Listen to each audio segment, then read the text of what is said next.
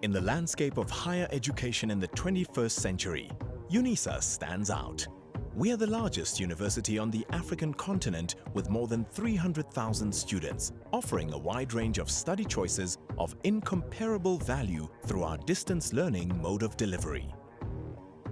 We draw on a unique heritage with its roots founded in 1873, initially as an examining body, but later the first university to teach exclusively by means of distance education, and today the continental leader in open distance learning. We remember our study materials traveling to a small island, a remarkable one, Robben Island, where the likes of Nelson Mandela and many other iconic figures of the liberation struggle of our country found a lending hand to leadership and a way to define their futures and that of our country. Today, through various leading centers of African scholarship, such as the Thabo Mbeki African Leadership Institute, the African Institute of Renaissance Studies, and the Archie Mafeje Research Institute, we help to shape thought pioneers and the African leaders of tomorrow. When we look ahead, we see digital learning, online education, with technology as our ally in accelerating the socio-economic and political rejuvenation of our continent. Distance education and e-learning can reach further, faster and more efficiently. Through our core activities of teaching and learning, research and innovation, and community engagement with significant societal impact, we give shape and content to our vision of the African University shaping futures in the service of humanity. As South Africa's most productive university, we train 50% of South Africa's teachers and produce close to a third of South Africa's chartered accountants, and a growing community of researchers includes more than 10,000 master's and doctoral students with 1,850 academic staff. We are serious about science, research and innovation, and at our science campus in Johannesburg, we apply science to help solve some of society's most protracted problems. Considering the huge number of students who have passed through our doors over the past years, UNISA has graduated the rich and famous and the poor and famous, and of course, the game changers. Most of our graduates are ordinary men and women whose commitment and diligence have enabled them to go and do extraordinary things with their lives. We draw together a community of stakeholders in an irrevocable destiny to shape our country and lead our continent to strive for social justice, to foster excellence and integrity. At times, we are referred to as the University on the Hill, with its roots firmly embedded in communities. Higher education is a daunting and challenging endeavor in the 21st century, with new challenges and demands at every turn.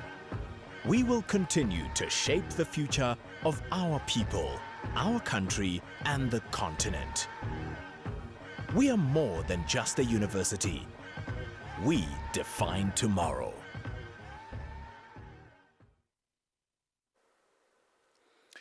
Good evening. Greetings, and I welcome you to our fourth Visual Open Day. My name is Rufuno Nekokwane from Marketing Division. It is my great honor and pleasure to welcome you all. Thank you all for joining UNISA Visual Open Day. Our main focus for today is on Master's and Doctoral Studies. UNISA Visual Open Day brings about awareness, recruitment of potential students, and informs students to apply and register for qualifications of their choice. Our program for today consists of presentations from all UNISA colleges. Please note that at the end of the program, we will have breakaway sessions where you will be afforded an opportunity to interact with our specialists from different UNISA colleges. Please note that we are encouraging all our audience to post their questions on the chat box. And there will also be a breakaway sessions at the end of presentations, where you will be afforded an opportunity to interact with our specialists from different colleges. Now we are going to welcome a presentation from applications and registrations by Mr. Sipho Malefo. Good day. My name is Sipho Malefo from Graduate Studies College in the Department of Masters and Doctoral Qualifications. Today, my presentation centers around application, admission, and registration towards postgraduate qualification. As postgraduate students, your life as a researcher and as a student or as a candidate revolves around online dynamics. So everything that you will be doing when you enter this space is online. From application, registration, and when you exit, even during your graduations. So what happens is, whenever you want to apply, the first platform that you go to, it's our online platform. That is our website. The information that you seek is placed and is very comprehensive in our online platform at www.unisa.ac.za.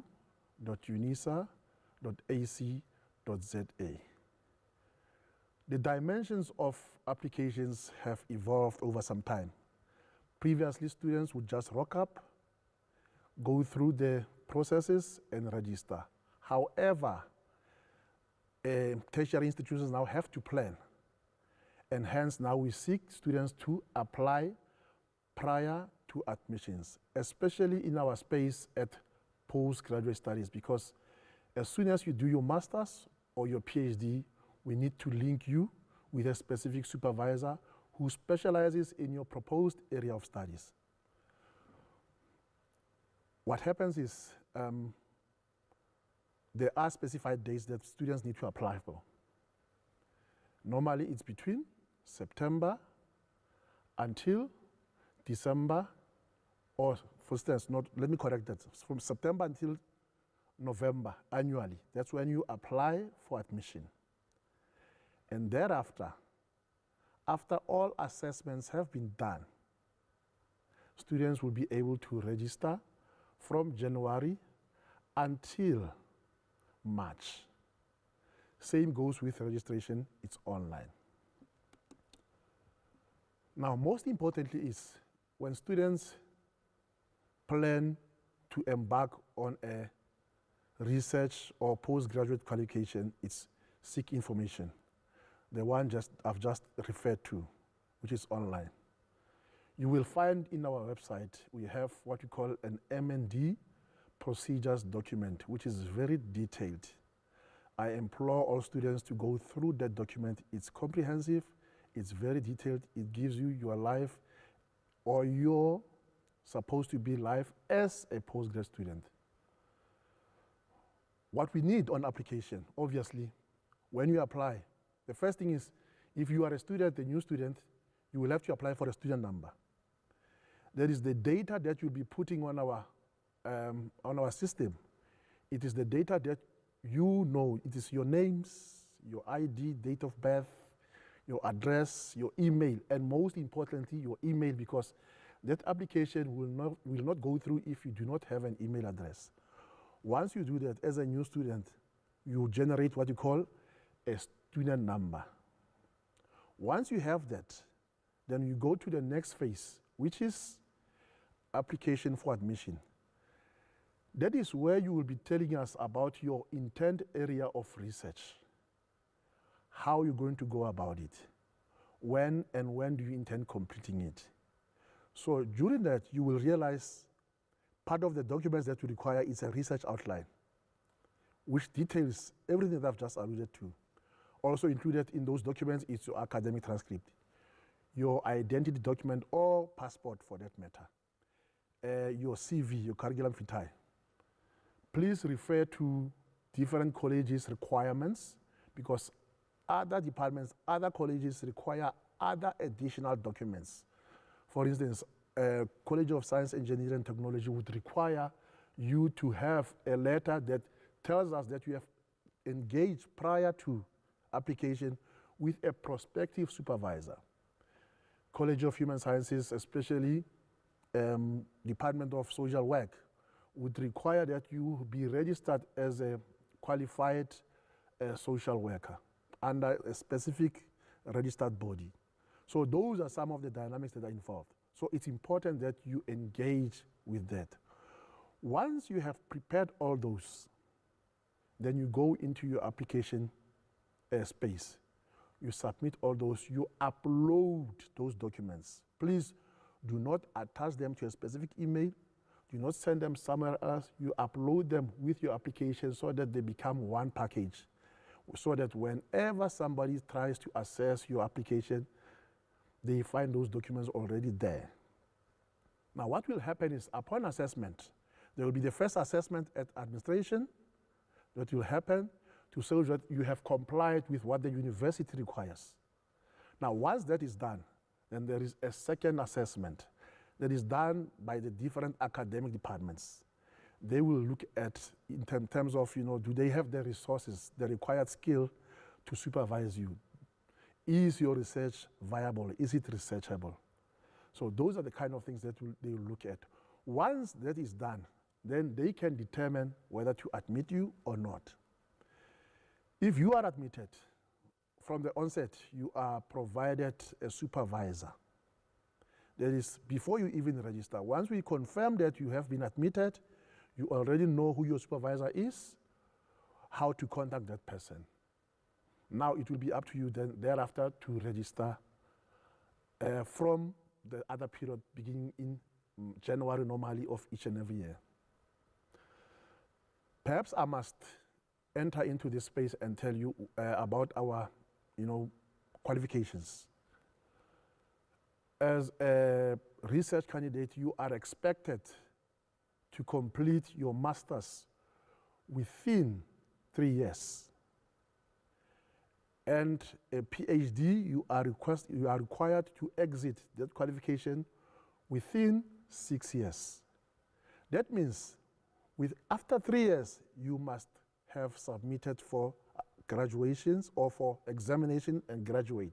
However, if there is any other thing that had to disturb you during your time of study, you alert us to that, and we can, obviously, with the approval from the dean, grant you an extra year for your master's and also an extra year for your PhD.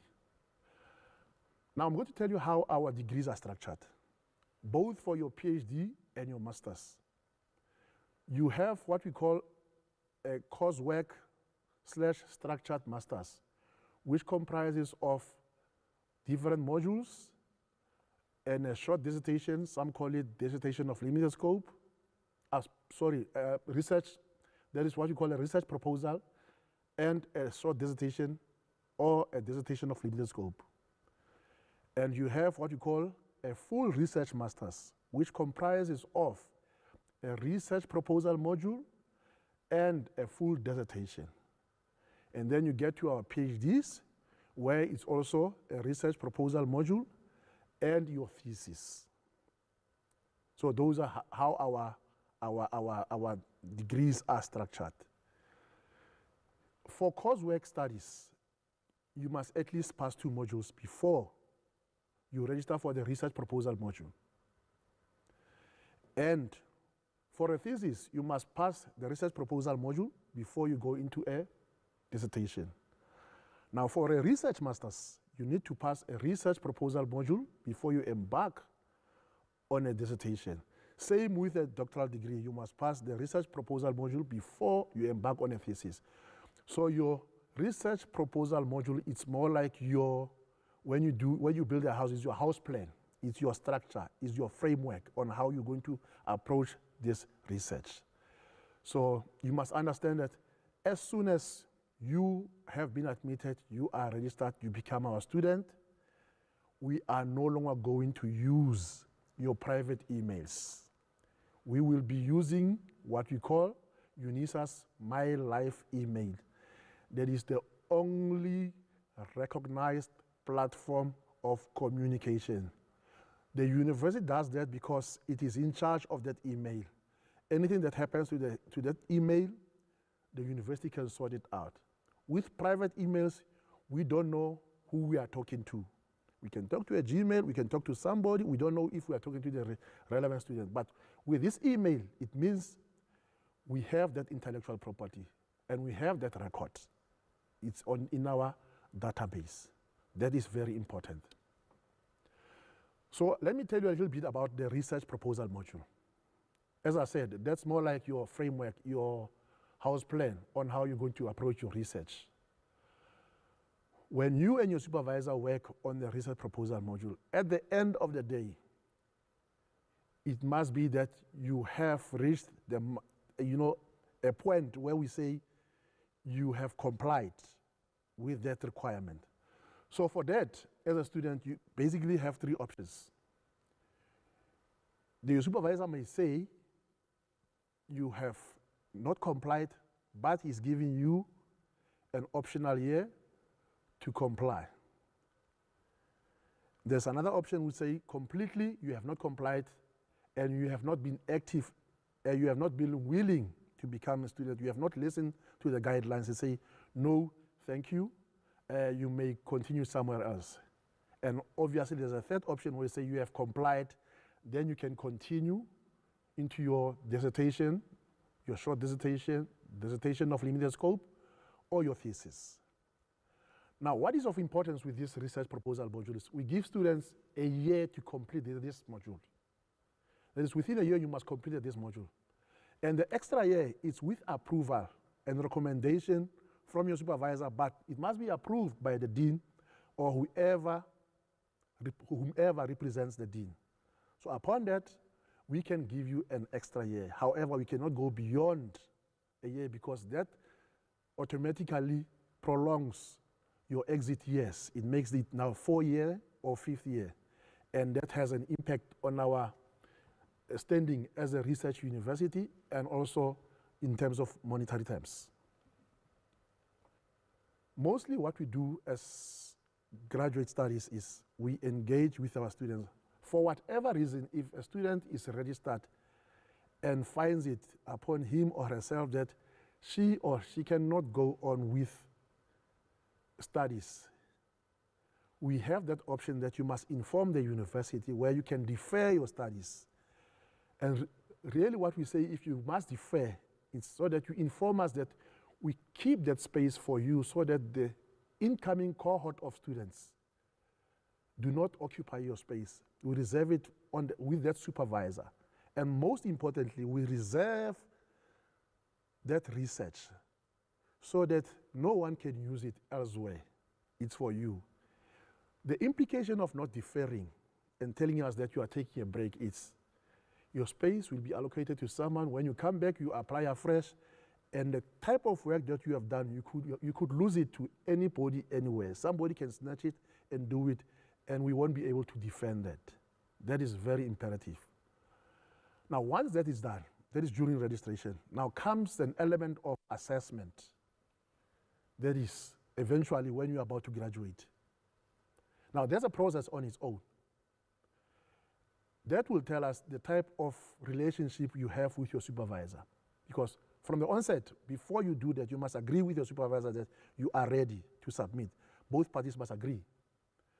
And then you must complete what we call a DSAR 20 form, which is the intention to submit, which is also available online. Now that lets us now, behind the scenes, establish with your supervisor if indeed you are ready to submit. So we are going to confirm with your supervisor first that are you ready to submit? And once your supervisor says yes, obviously there's another step that we're going to take. There is the appointment of examiners. Now, when I mentioned that it tells us the type of relationship you have with your supervisor, imagine if as a student you say you are ready to submit and the supervisor says no, then obviously there are red flags there. It tells us the type of relationship you and your supervisor have been telling. And there's a point where we must interject and find out what has been happening. So you cannot simply want to submit alone. Now, in a case where the supervisor is giving you permission and we, appoint examiners, during that course of appointment of examiners, we will, on the other hand, speak to you and say your supervisor has alluded to you to submit, and we will provide you with a link. It's an online submission that tells you you must submit within a specific period of time. That means if you say, for instance, September, you say you want to submit, you must submit within specific, say for instance, 4 to 6 weeks. We must have those copies that you must distribute to examiners. Because you cannot stand and say, I'm ready to submit and wait another 6 months before you submit. We must manage that process. So that is imperative. And all this information that I'm imparting, it's part of the information that I've mentioned to say in our M&D procedures document that you must acquaint yourself with prior to application, during admission, and during registration, because that is the DNA of your studies. Now, once that all is done, then you need to submit online. When all that comes home now, we need to give you our contact details. We have 2 different contact details for our department. For anything, if you want to make an inquiry, we endeavor that we respond within 48 hours. However, you would notice that even sometimes during peak periods, we tend to fail to meet that 48 hours requirement. However, we will reply to your inquiries within a reasonable period. For your master's and doctoral qualifications department, you must send your inquiry to M&D, which is spelled M and a full A&D, D, which stands for Masters and Doctoral, at unisa.ac.za. For examinations, it's Research Coord, which stands for Research Examination Coordination. It's Research Coord at unisa.ac.za. I'm actually tempted to provide you with telephone numbers. However, given the current circumstances of COVID, it is quite difficult to go through with telephone numbers. But should you send emails to those 2 different email addresses, we will definitely respond to your inquiries. I thank you. Thank you, Mr. Malefo, for a well-presented presentation. Now we are going to hear a presentation by Dr. Haji for recognition of prior learning. Greetings, my name is Mutamburi Haji. I'm an RPL specialist at the University of South Africa. What is recognition of prior learning? Recognition of prior learning is a way of recognizing relevant skills, competencies, knowledge, and learning that have taken place outside formal education and training. It means, as a human being, wherever you have been interacting, either in NGOs, in private companies, in government, your role or your work experience can be recognized and be turned into some modules or some learning. Why do people apply for admission via RPL? These are some of the candidates who do not have matric. For example, they will be having around grade 10 or standard 8, and some of the candidates will be having matric but do not have enough application point score.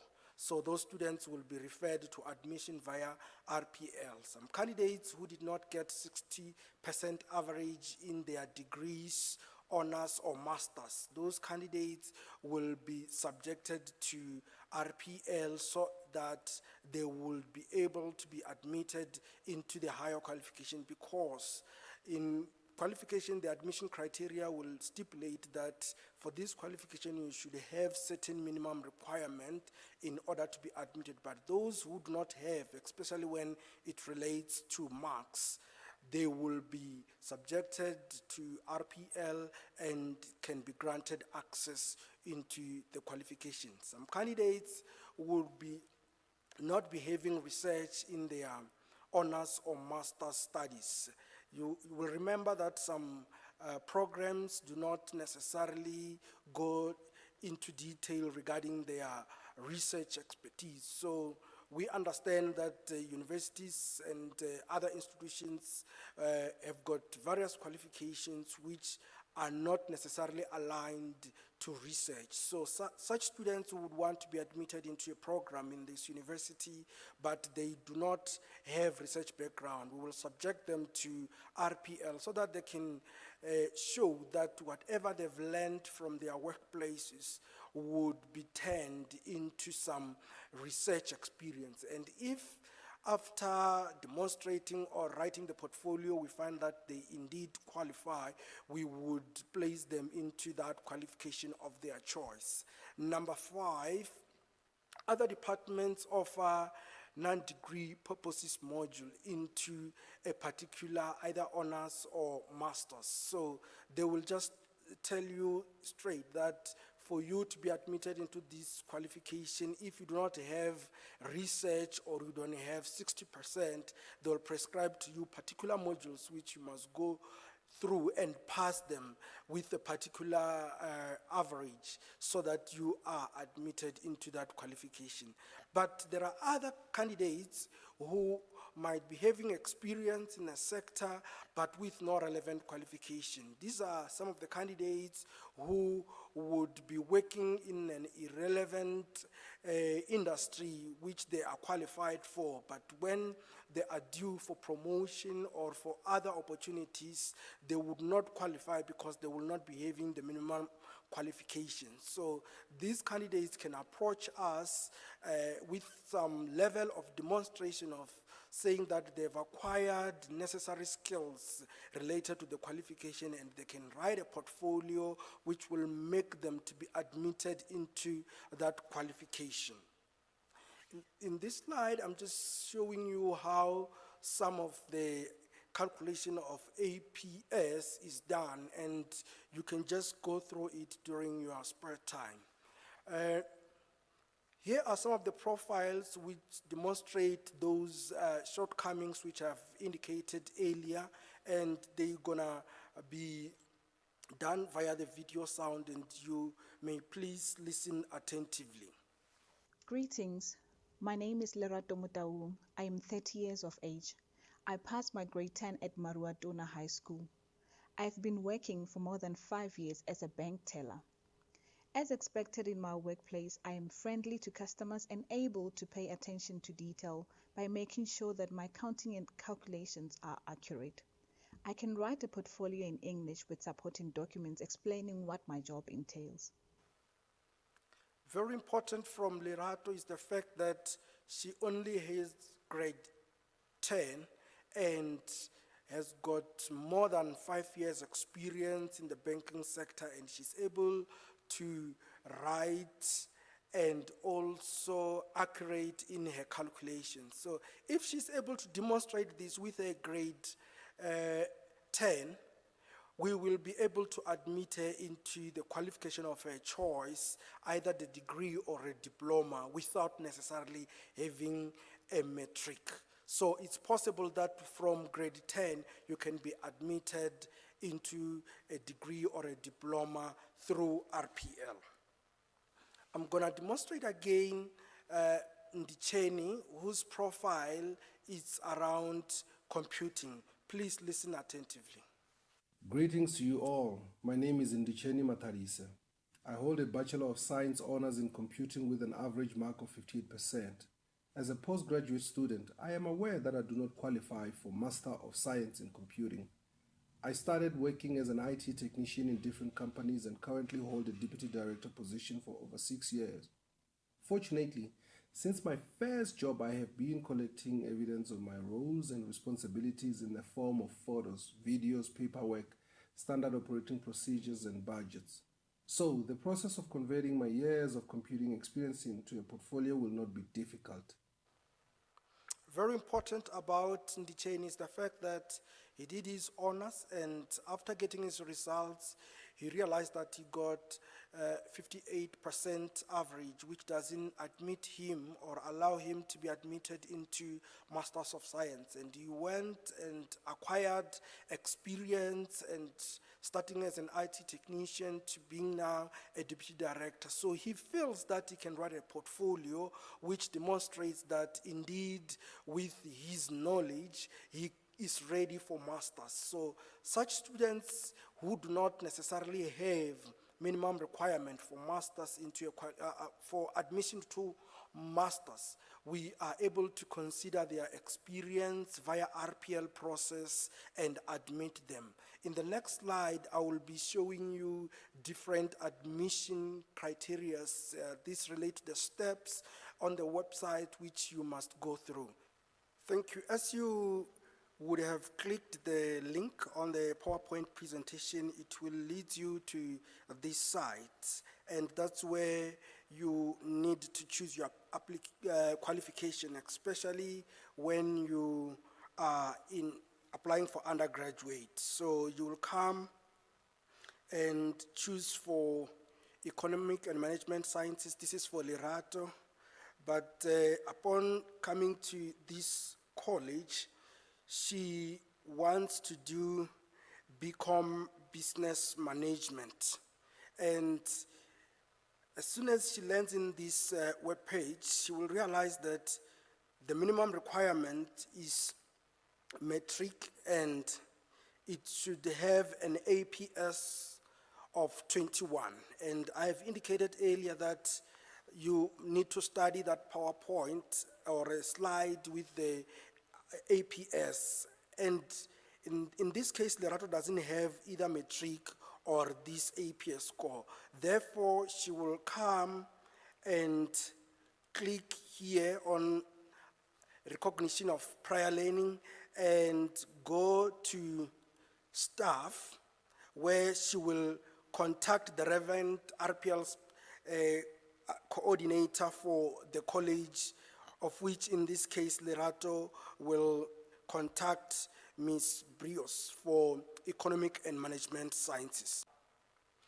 Thank you. In the case of Indriani, he has graduated his honors with 58%, but he doesn't qualify for Masters of Science in Computing. So what he will have to do is that he will come to the site which shows the minimum requirements. Yes, he has got honors, but he doesn't have the 60%. And as such, he must also look for this site where he would have gotten the link from the undergraduate slide, and look for the staff members who are in RPL who can assist. In Indriani's case, it will be the College of Science, Engineering, and Technology, and he must send that coordinator an email requesting to be admitted via RPL. The RPL specialist or the coordinator in that college will refer him to the RPL specialist, who is myself, to facilitate his application. Thank you.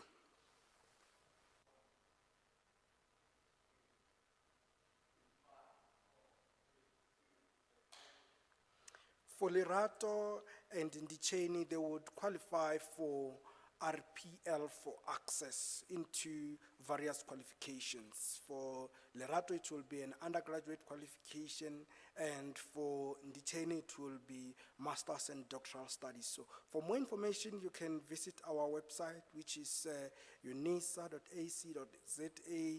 and /RPL for details into what RPL entails. But very important for now is the fact that for those who would have been admitted into a qualification and they feel that certain modules duplicate some of the experience they've gathered over years while they are working, they can apply using RPL for credit into a module, and there are forms which they will find in the website where they will complete and send them to the relevant RPL academic coordinator, who will process them and guide them as to how to compile a portfolio and be credited from those modules in case they have successfully completed them.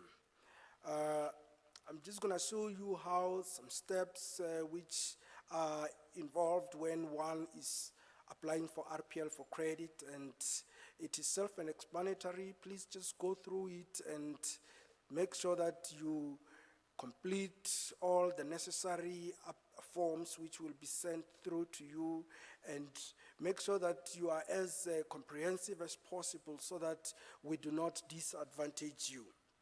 The next one is the steps which are involved in the RPL for access into qualification. So these steps are very important, because if you skip one of them, you might be dismissed or not able to continue to further steps, because we would have not ascertained if indeed you met the minimum requirements of the previous steps. And the fees which are applicable for RPL are detailed as follows. There are various handling fees. For example, granted into a qualification, you will need 330.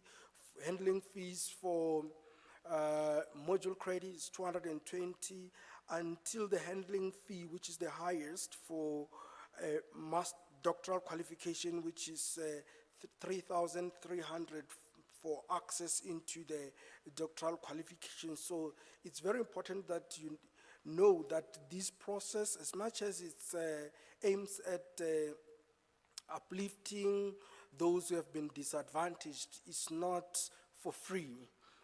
There are applicable fees for RPL process, and you can either pass or fail, though we do not use those words. Your application can either be successful or unsuccessful, but you need to pay in order to be granted that access into a qualification or credit into a module, so that the university can run efficiently.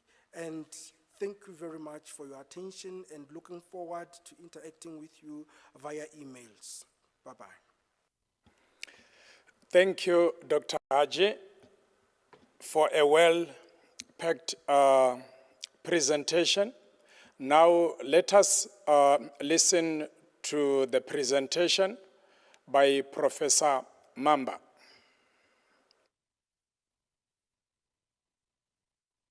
Good day to all our aspiring masters and doctoral candidates, and all in attendance at this virtual open day. I am Professor Mamba, the Executive Dean of the College of Science, Engineering and Technology, CSET for short. I am delighted to welcome all of you at CSET as you decide on the path to take for your postgraduate studies and ultimately your careers. In you deciding on the path to take, I wish to let you in on what CSET at UNISA has to offer, and perhaps this might make your decision much easier.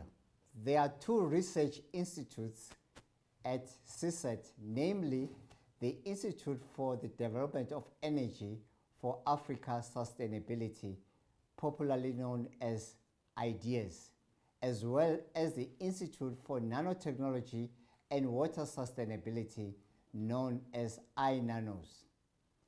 In addition to the teaching and learning mandate that the college is tasked with, the schools and research institutes undertake research projects aimed at addressing and providing solutions to real-world challenges.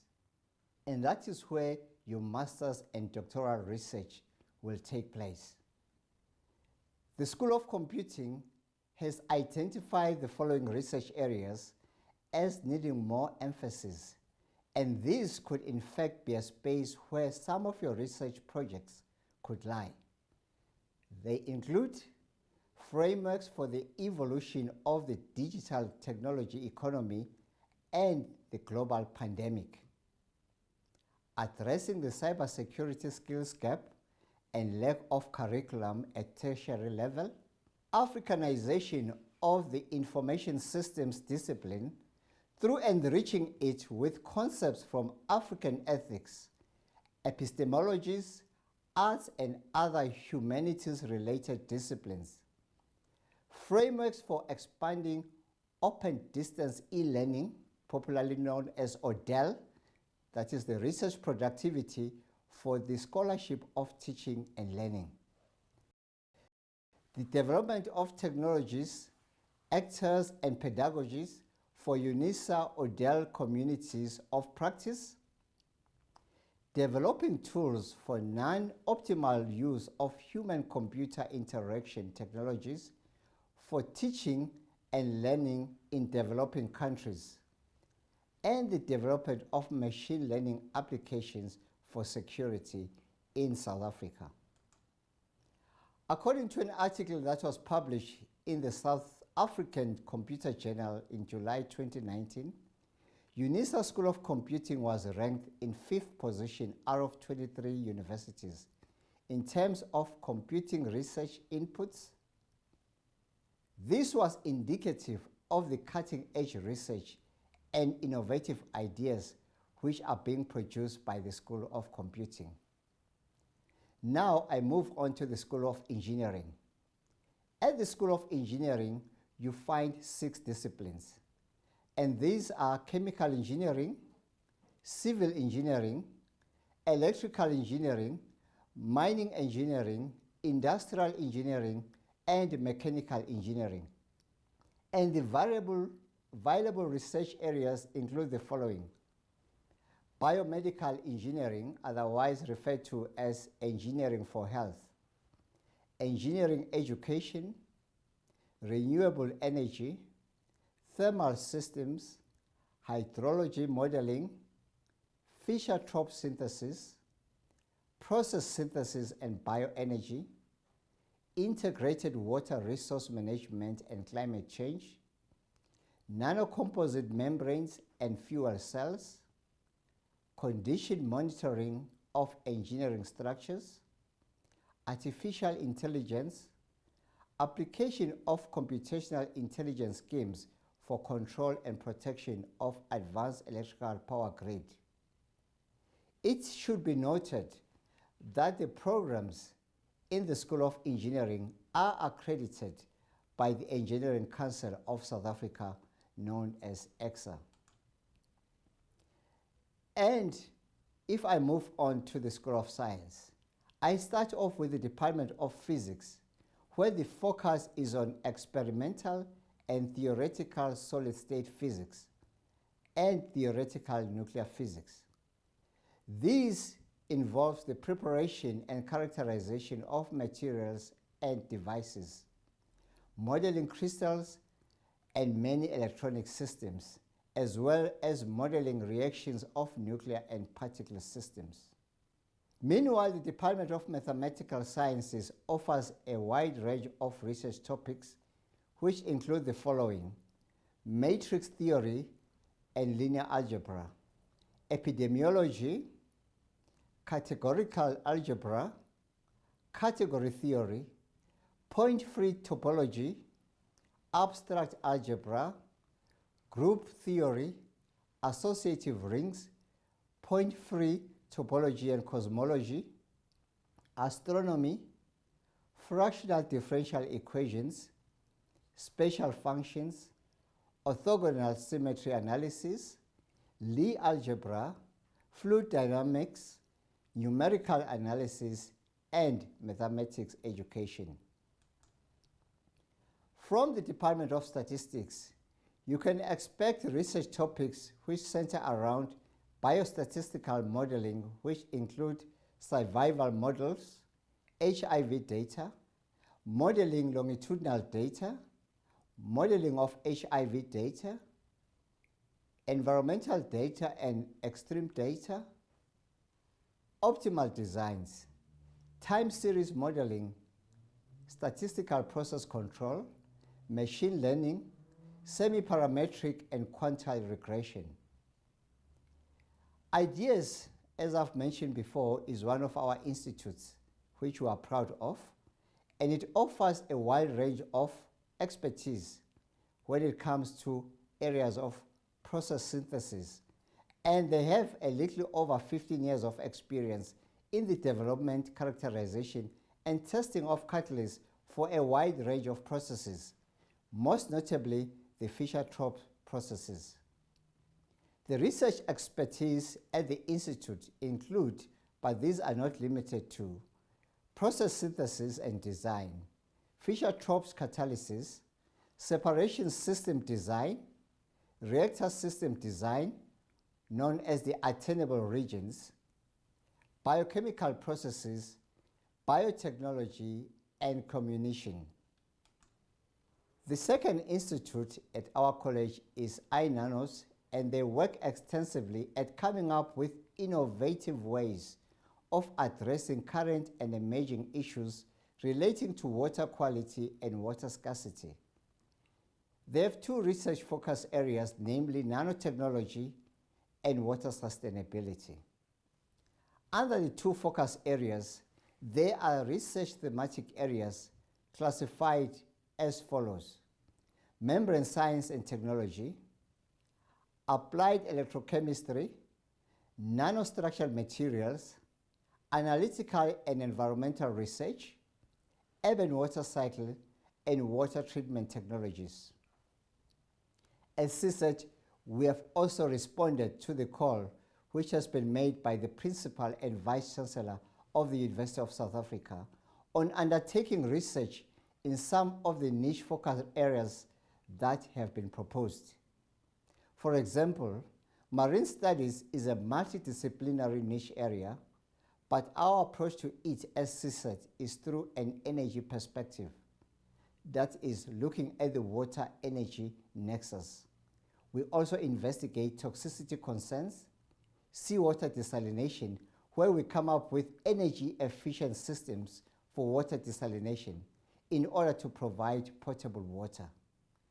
The other niche area is astronomy, and taking advantage of the square kilometer array in South Africa known as the SKA, we explore how astrophysics, mathematics, and astronomy can work together in coming up with innovative solutions. Again, this is yet another space where you aspiring candidates can have your research projects centered on. Furthermore, at CSET, we offer state-of-the-art laboratories and high-end equipment, thereby advancing science education and research at national and international level.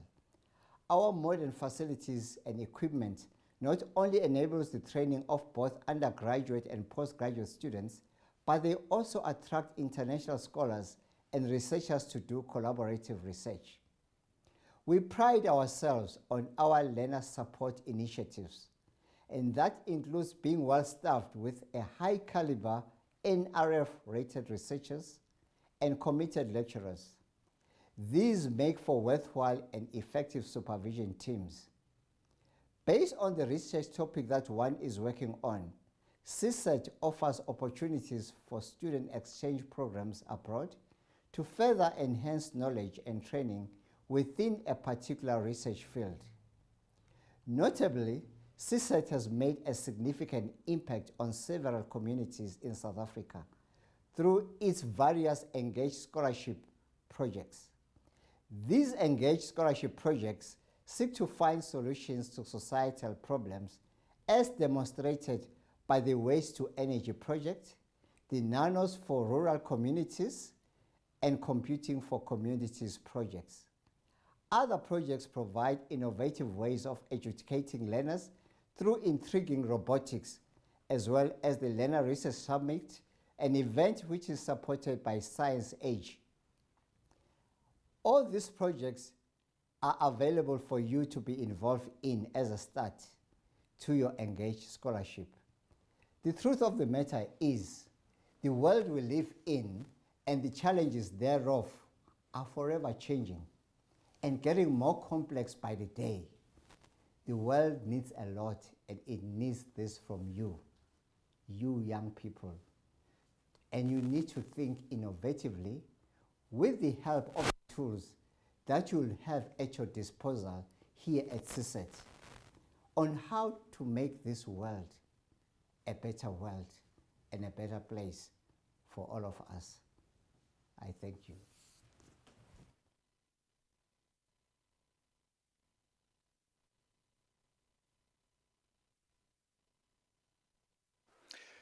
Thank you, Professor Mamba. Thank you for a good presentation. Now let us listen to the next presentation by Professor Ntwase. I am Professor Monde Ntwasa, Professor of Biotechnology at the College of Science in the University of South Africa, and the College of Agriculture and Environmental Sciences. The College of Agriculture and Environmental Sciences is situated in the Science Campus at Florida in the West Rand of Johannesburg.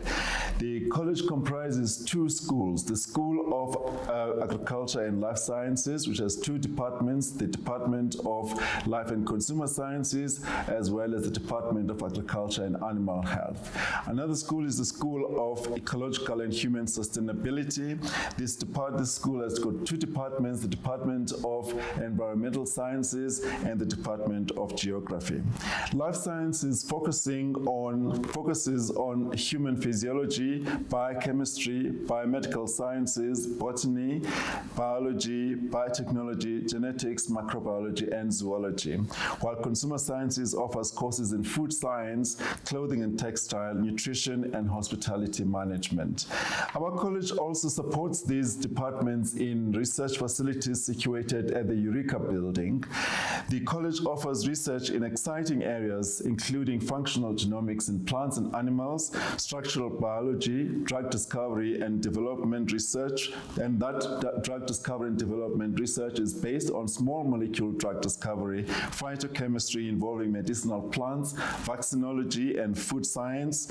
Our research is also supported by state-of-the-art equipment in the building. Such equipment broadly will support work in analytical technologies such as gas chromatography, tandem and liquid chromatography, and mass spectroscopy, high cell biology equipment including electron microscopy, confocal microscopy, and sophisticated imaging such as live cell imaging.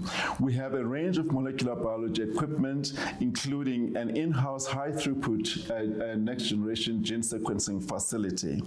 In order to plan your master's and postdoctoral research and doctoral research in our college, you are advised to contact a potential principal investigator. That principal investigator will discuss with you a research topic, which if you agree, then you can start applying to the university. Once you are admitted, the university offers facilities to support students financially. Your research supervisor can also assist you in looking and also in applying for such financial support. Let us take you on a tour of our state-of-the-art facilities.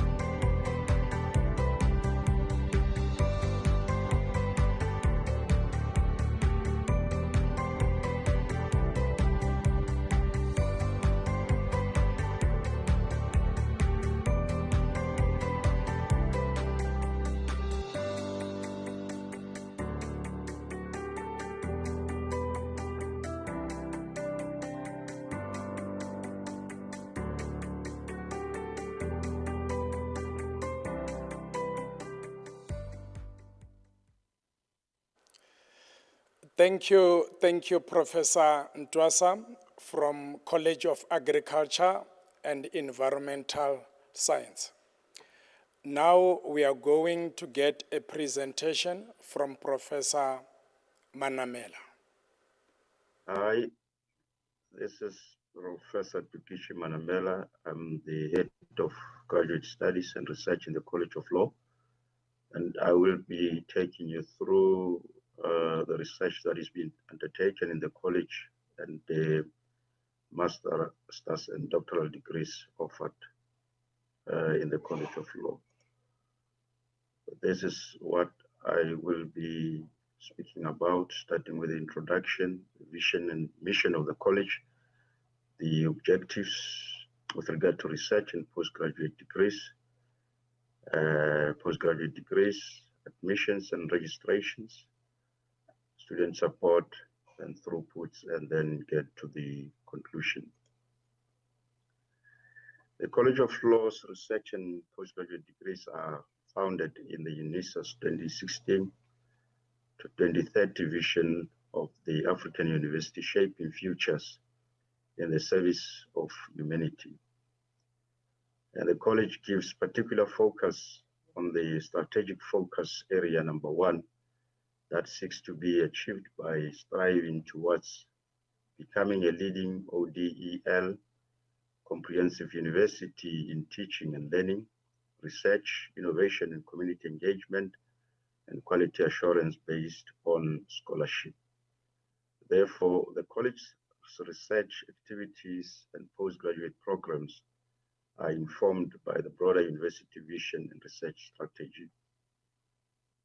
The college's research activities and postgraduate offerings come from the 2 schools in the college, namely the School of Law and the School of Criminal Justice. And the college implements its research strategy and postgraduate student support through the 2 schools that I've mentioned and their respective aid departments, and primarily through individual staff members or supervisors or researchers in the college, and community engagement flagships, college research committees, and research groups or research cells. Research in the college cuts across the following 5 identified niche areas.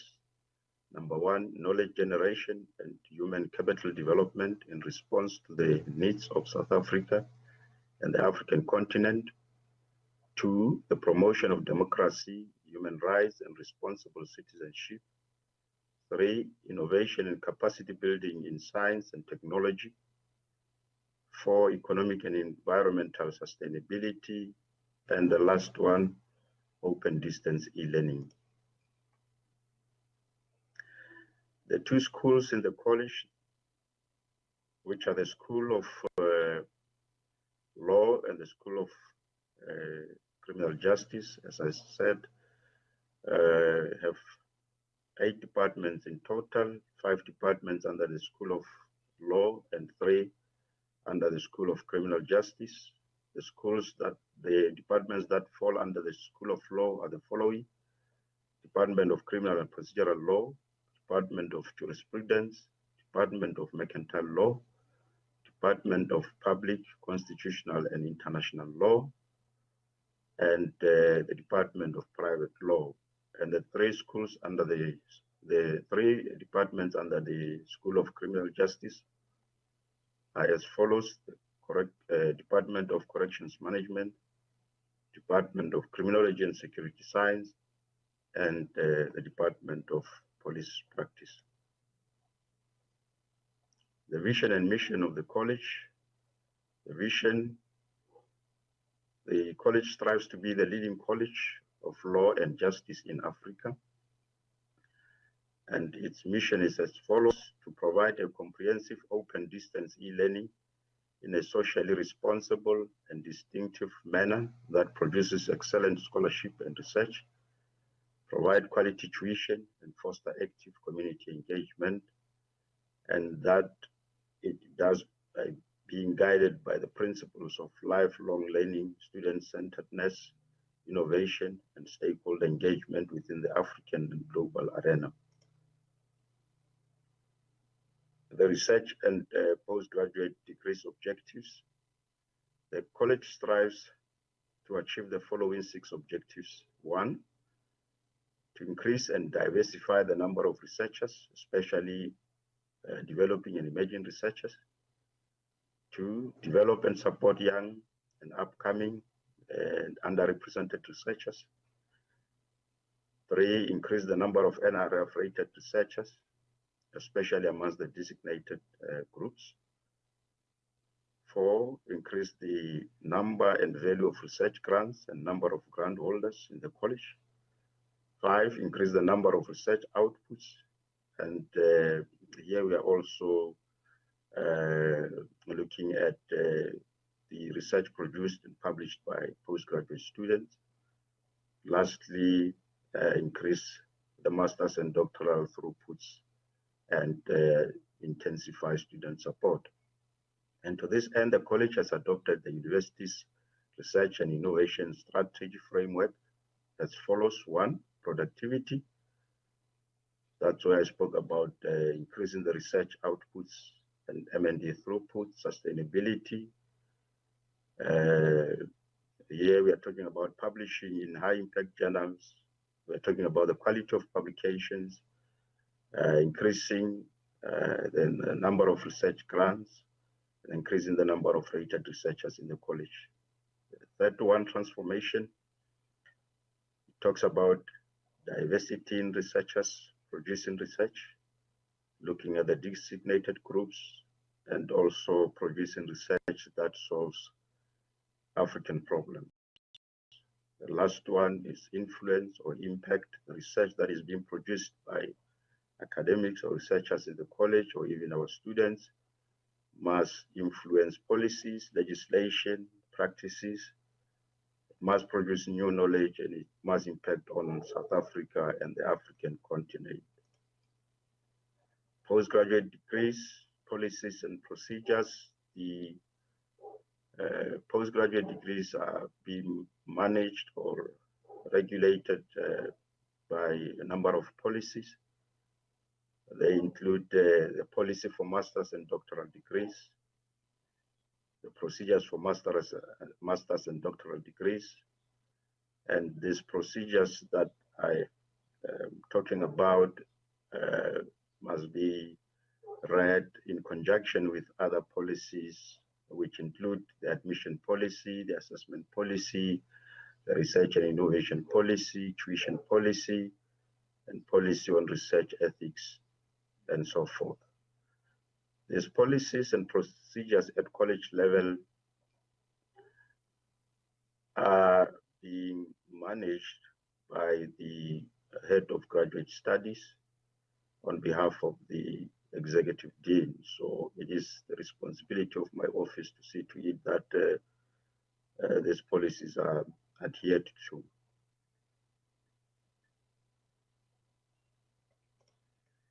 Postgraduate degrees, now looking at the qualifications offered in the college. The college currently offers 26 master's qualifications in total. 17 are in the School of Law and 9 in the School of Criminal Justice. And the college also offers 9 doctoral degrees in total, 6 in the School of Law and 3 in the School of Criminal Justice.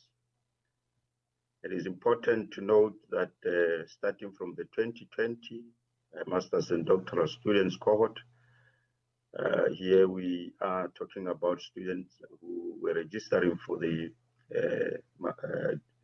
degrees for the first time, that upon completion of the research, students doing the master's full research are required to submit 1 article for publication to a recognized accredited journal. And students doing doctoral degrees are required to submit 2 articles for publication to a recognized accredited journal. And students will be required to provide the university with proof of submission of the articles before a degree can be conferred. Further, it should be noted that starting from the 2021 students cohort, that is students registering for the doctoral degrees for the first time, will, in addition to producing a thesis, be required to deliver an oral defense of their thesis. We are offering two types of master's programs. The first one is master's by coursework. That's where students are required to do 4 modules, a research proposal and a mini dissertation. And the second type is master's by research. And this is a full research program. Students are required to do a research proposal and a dissertation. In the School of Law, we have, among others, the following master's programs. Master of Laws by full research, Master of Laws in Banking Law, Master of Laws in Corporate Law, Master of Laws in Labor Law, Master of Laws in Tax Law, Master of Laws in Insurance Law, Master of Laws in Intellectual Property Law, Master of Laws in Family Law, Master of Laws in Property Law, Master of Laws in Private Law, Master of Laws in Criminal and Procedural Law, Master of Laws in Constitutional and International Law, Master of Laws in Human Rights Law, Master of Laws in International Economic Law, Master of Laws in Jurisprudence, which is a full research. And in the School of Criminal Justice, we have the following programs: Master of Arts in Security Management, full research, Master of Arts in Forensic Science and Technology, Master of Arts in Police Science, Master of Arts in Corrections Management, full research, Master of Arts in Criminology, full research, Master of Arts in Criminal Justice, full research, Master of Arts in Criminal Justice, and it caters for Police Science, Forensic Science and Technology, Master of Arts in Criminology and Security Management is also full research. Now, coming to doctoral degrees, we have the following programs: Doctor of Philosophy in Criminal Justice, caters for Police Science, Forensic Science and Technology, Criminology and Security Management, and Corrections Management. We also have the Doctor of Philosophy in Law, the Doctor of Laws, which caters for private law, mercantile law, criminal procedural law, jurisprudence, public, constitutional, and international law. In terms of the curriculum for master's degrees, the structured master's degree, this is the master's that I said it comprises 4 modules, 1 research proposal, and 1 mini dissertation. And with this one, students may only register for the proposal once they've completed a minimum of 2 modules. Master's by full research, the curriculum consists of a research proposal and a dissertation, and the manuscript, as I indicated earlier on, students are required to produce an article which needs to be submitted to an accredited journal and then submit proof of that to the university. Coming to the doctoral degrees, the curriculum consists of a research proposal and a thesis. And then again here, students are required to produce 2 articles submitted to an accredited journal and must also do an oral defense at the end before the degree can be conferred. Admissions and registrations, it should be noted that applications for admissions are done online. Registration is also done online. The system opened for applications from the 8th of September 2021, and it will close on the 12th of November 2021, and registrations will start for those who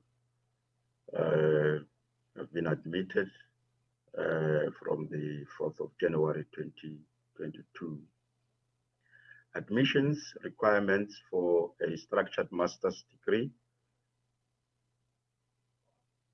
under the School of Law, apart from the qualifications such as the LLB degree, candidates can also apply via the RPL, that is recognition of prior learning, and admission to the master's program is also based on the availability of adequate supervisory capacity and research expertise in the discipline of the department under which a candidate is applying.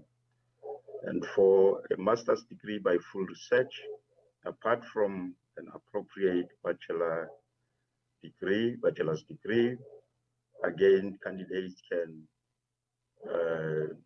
get admitted through the RPL, and with this one, candidates will be accepted on the following criteria: the suitability and viability of the intended research, because in this case, the student or the candidate will start with the research. They don't have to do the modules first, and therefore we require the candidates to indicate their research topic and provide us with an outline of the research that is intended.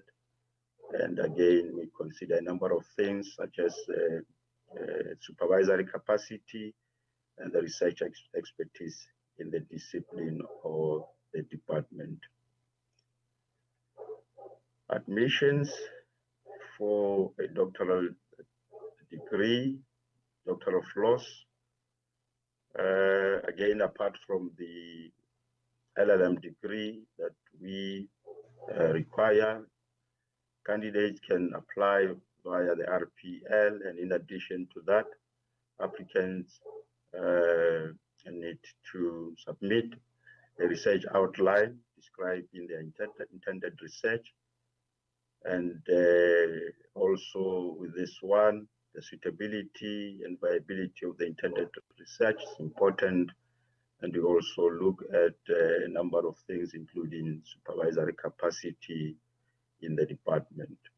For Doctor of Philosophy in Criminal Justice, the same applies here, and apart from the master's degree in either police science, forensic investigation, corrections management, security management, criminal justice, criminology, or any other appropriate master's degree, candidate can get admitted via the RPL, and we also consider the suitability and the viability of the research, supervisory capacity in the department.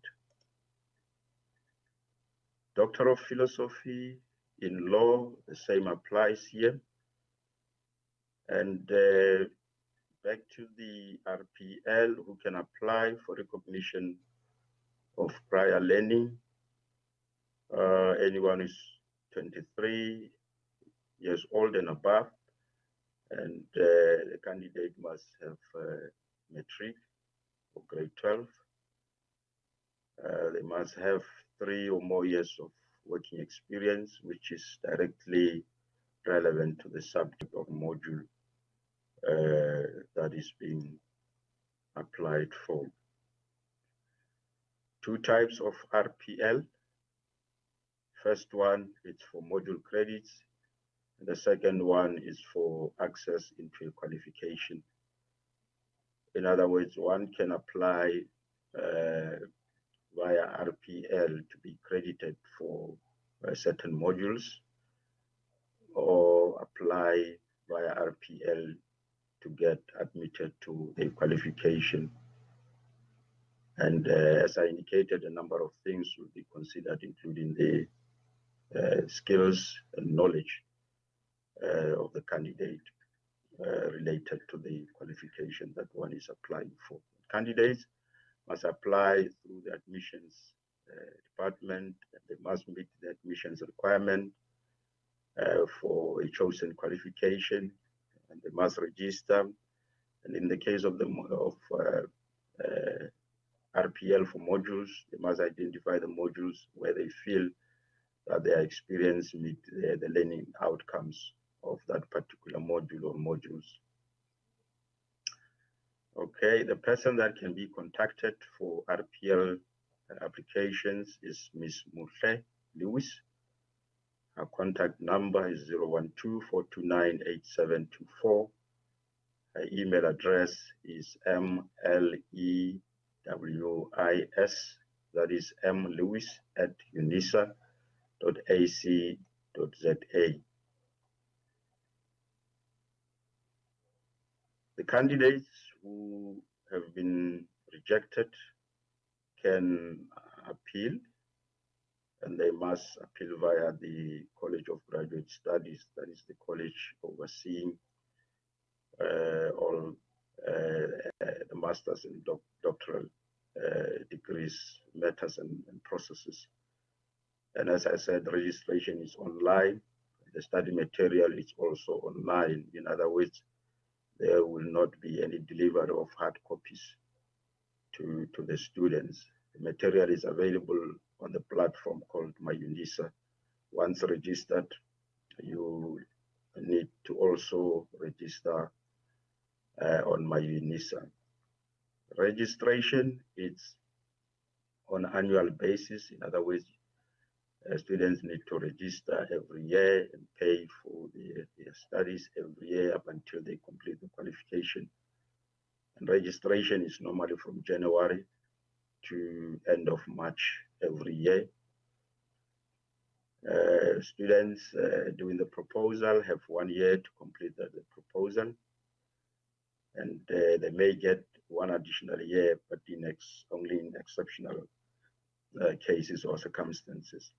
Masters by coursework, students have 3 years to complete, plus 1 additional year under exceptional circumstances or for exceptional cases. Masters by full research is also 3 years to complete, plus 1 additional year.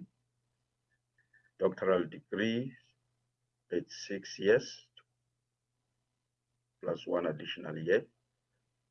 And I should emphasize that communication with the university must be through the My Life email address and not the private email addresses. So once registered, apart from having to register on or for My UNISA, you need to also claim your My Life email address that should be used at all times when you contact the university. Student support and throughputs. In order to support our students and to increase capacity in the department, we use supervisors across the college. And we appoint external supervisors with relevant experience and expertise. To support the students, we do regular or conduct regular meetings or workshops.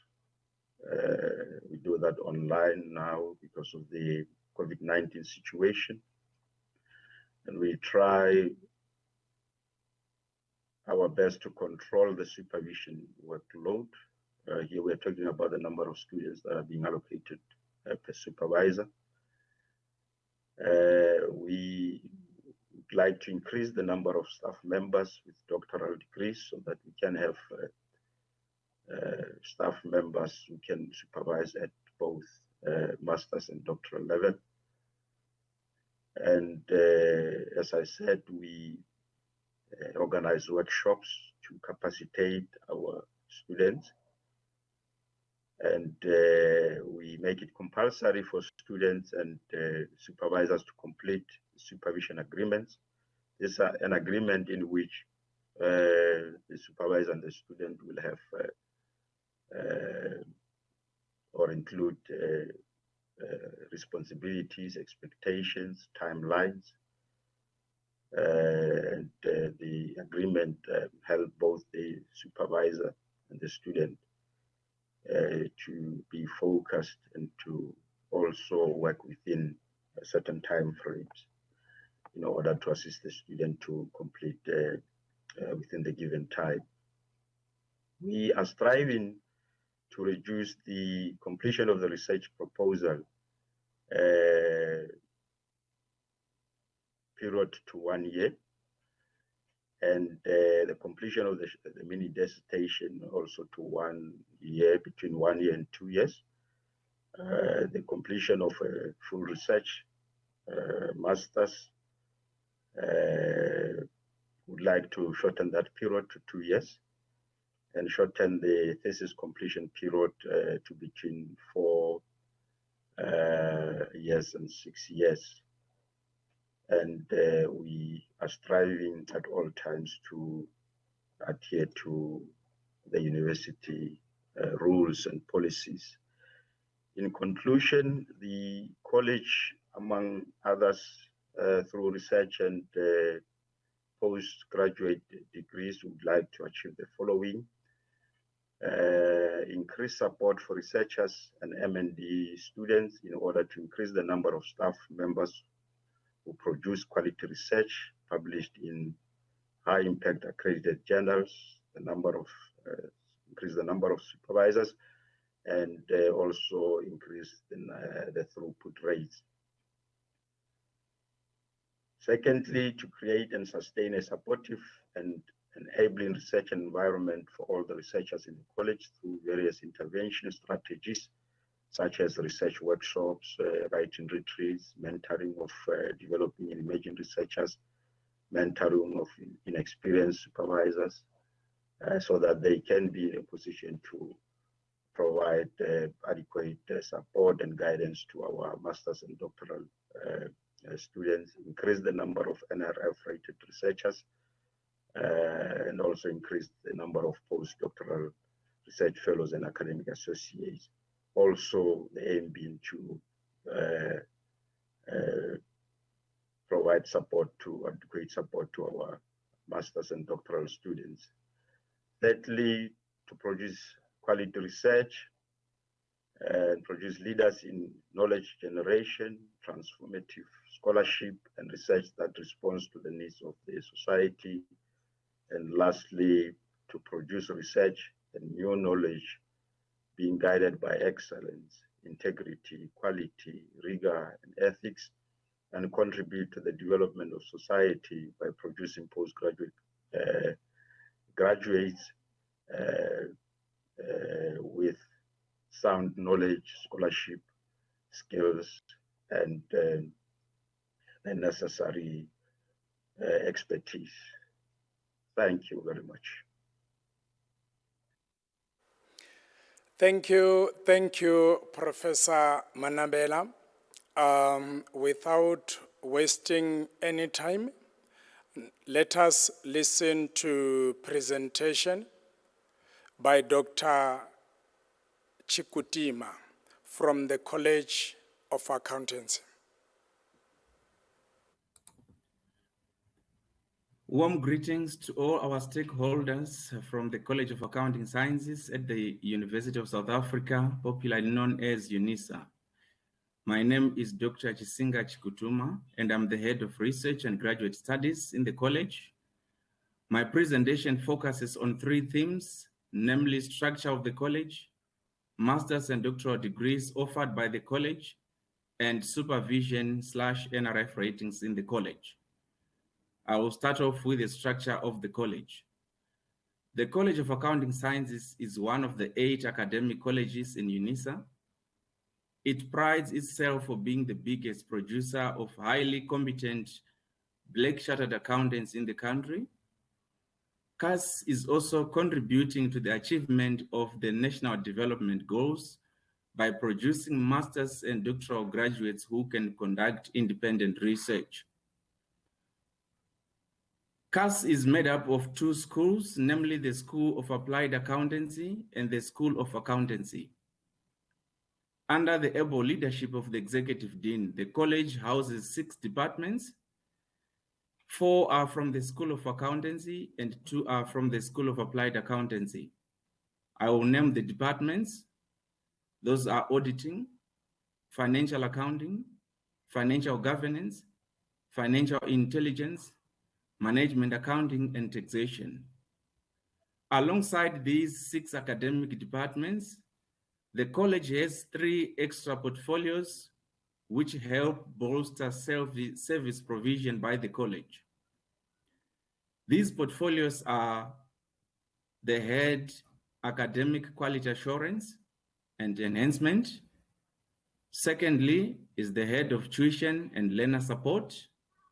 And thirdly is the head office for graduate studies and research, and that's the portfolio I represent today. I will move to the second theme, which is the master's and doctoral degrees offered by the college. The college offers 2 master's qualifications and 1 of accounting. It also houses micro, small, and medium-sized enterprises, public service, financial governance.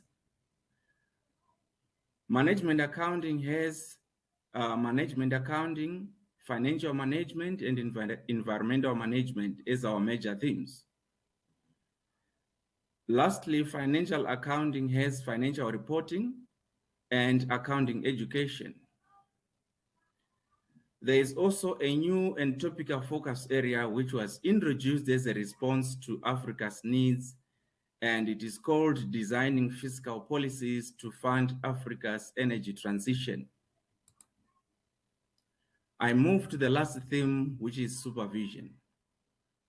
The college has 3 NRF-rated researchers, 3 postdoctoral fellows, 8 academic associates, and in a staff complement of 179 academics, 29 have PhDs in accounting, and more than 90 have master's degrees. 2 of our supervisors are using their expertise to contribute outside the university. I will just name them. Professor Lawrence Erasmus is involved with the Financial Fiscal Commission, working with the minister, while Professor Bernardine de Klerk is involved with Momentum, UNISA Household Financial Index. This is incredible. Lastly, let me talk about the external supervisors who are engaged by the college to bolster our supervision capacity. There are 17 of them. So let me invite all our potential students to submit your applications and register with the College of Accounting Sciences and achieve your dreams. I thank you. Thank you, Dr. Chikutima. Now let us welcome the presentation by Professor Anna Marie Davis. Good day, I'm Anna Marie Davis. I'm the head of the Office of Graduate Studies and Research in the College of Economic and Management Sciences at the University of South Africa. It sounds like a mouthful, but all that it means is that I get to sign a whole lot of documents and attend many, many meetings that deal with master's and doctorate degrees within the college and within the institution. If you're watching this video, it means that you have some interest in taking your honors degree to the next level. Or possibly, you realize that after you completed your master's degree, you remain hungry for more knowledge, more growth, and that your energy and appetite for research remain very much alive. This is good. As a research supervisor and as a research manager and as an academic, I celebrate prospective students and initiatives from students to grow and develop. I hope that this session will not only plant a seed in your heart and mind for continuing with your studies, but also help you to germinate that seed, to develop it into a strong and healthy plant that will grow into a tree that can stand through storms and offer shade for others. I do need to warn you though, master's and doctorate studies are not for everyone. This does not mean that I question your ability or your desire, your drive or your energy, but we need to face reality. Let me give you a reality check. For the 2021 academic year, the College of Economic and Management Sciences received just over 3,000 applications. Out of that 3,000 applications, only 13% was admitted to the research proposal module. Moreover, of this 13% that was admitted, a number of students dropped out along the way. The reasons for the low admission numbers are grounded in the supervision realities, capacity, enrollment targets, enrollment caps, admission requirements, strength of research topics, matching between the student and the supervisor. Within our college, we have 323 permanent academic staff members who are appointed across 10 academic departments and 1 institute. Our college structure comprises 3 schools and offers 5 PhD degrees across a range of subject fields and 13 master's degrees. Some of our master's degrees are coursework-based. That means that there is a dissertation of limited scope linked to a number of courses. Admission to our master's and doctorate degrees start with a formal application submitted online. Our application system normally opens mid-September and closes mid-November. The first step is to go to the website and to access the specific research focus areas within each college. Research focus areas offer students the ability to align with our research interests and to find a home within a research topic under a group of supervisors. In our college, the research focus areas are presented according to the 10 academic departments, such as economics, marketing and retail management, business management, finance, risk management and banking, industrial and organizational psychology.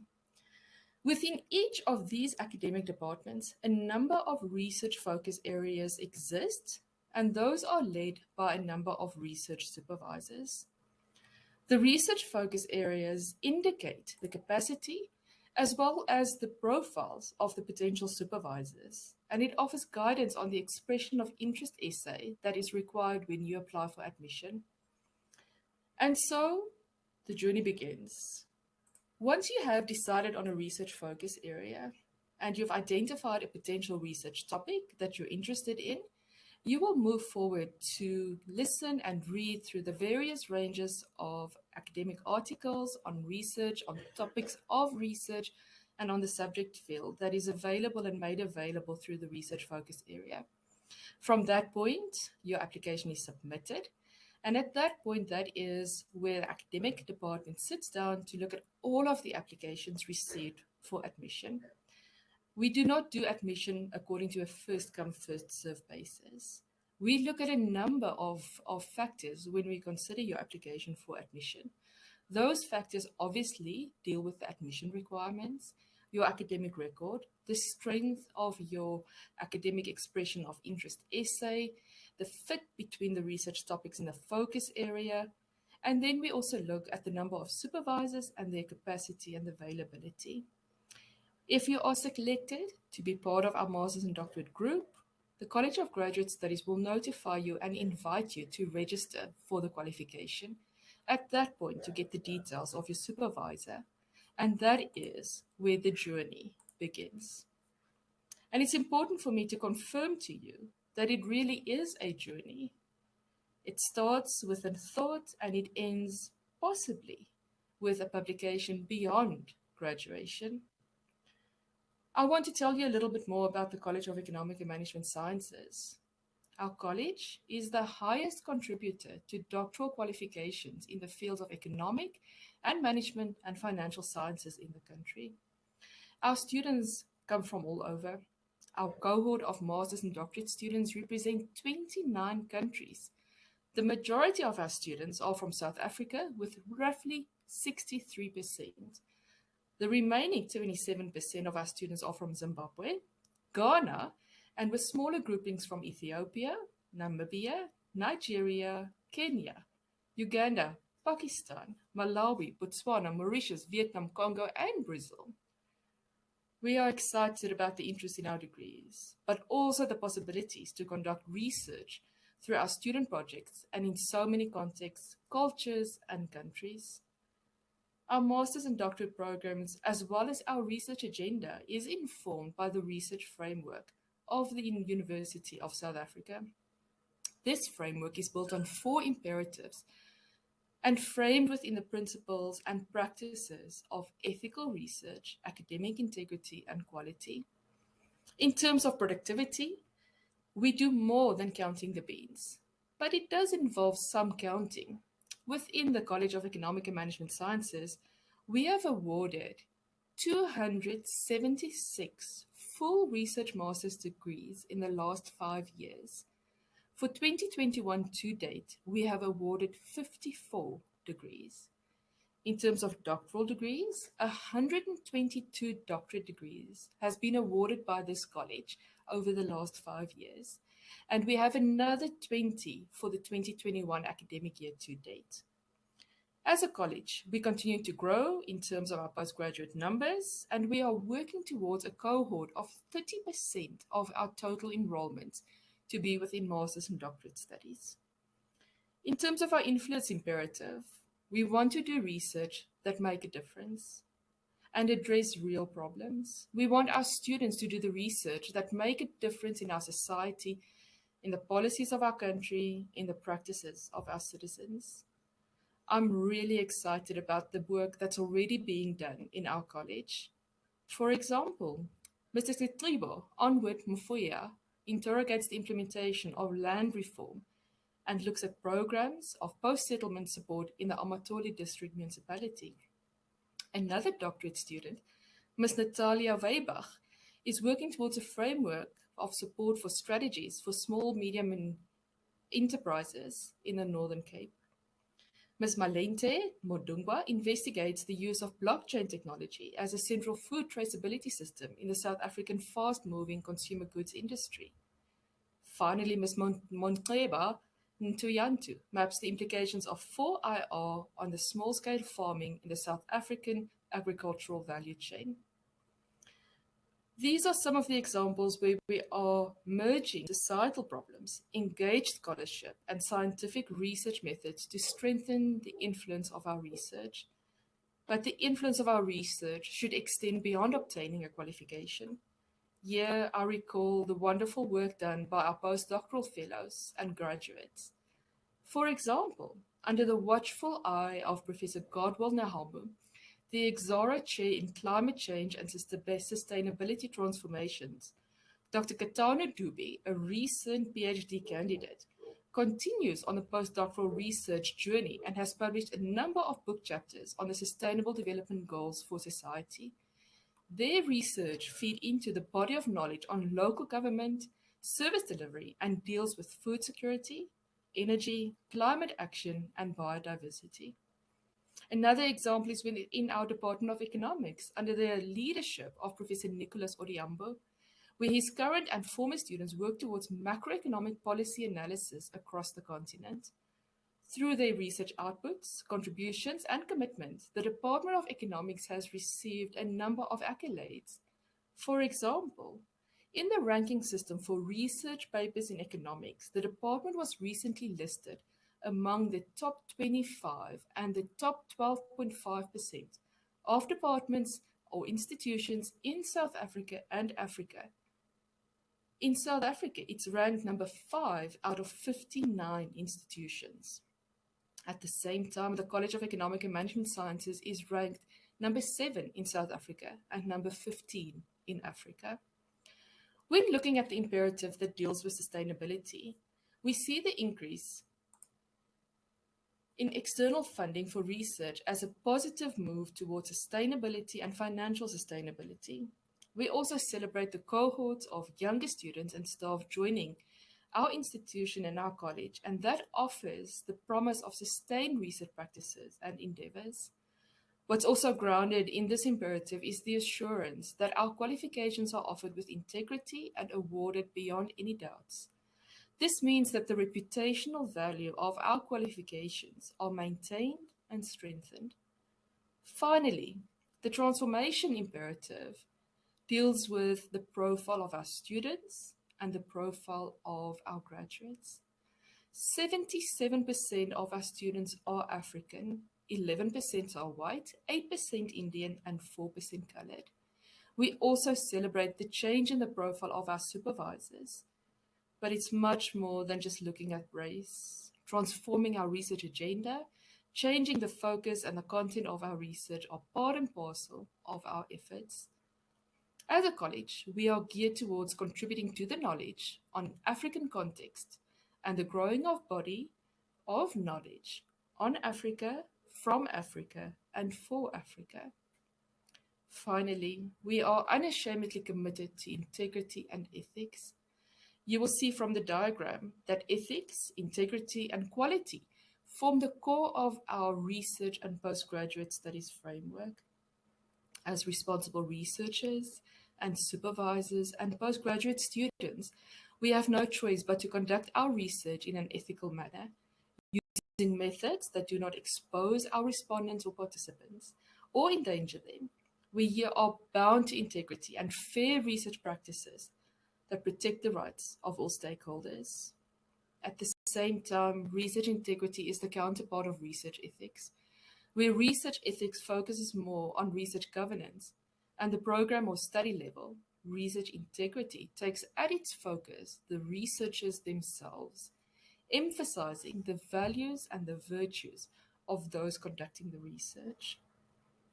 Earlier, I promised to take you through a journey to the end destination, and I keep my promises. I want to conclude on the end destination. I'm sharing with you verbatim quotes from 4 of our recent graduates who reflected on their postgraduate journeys. And I want you to take time to read it and let it sink in.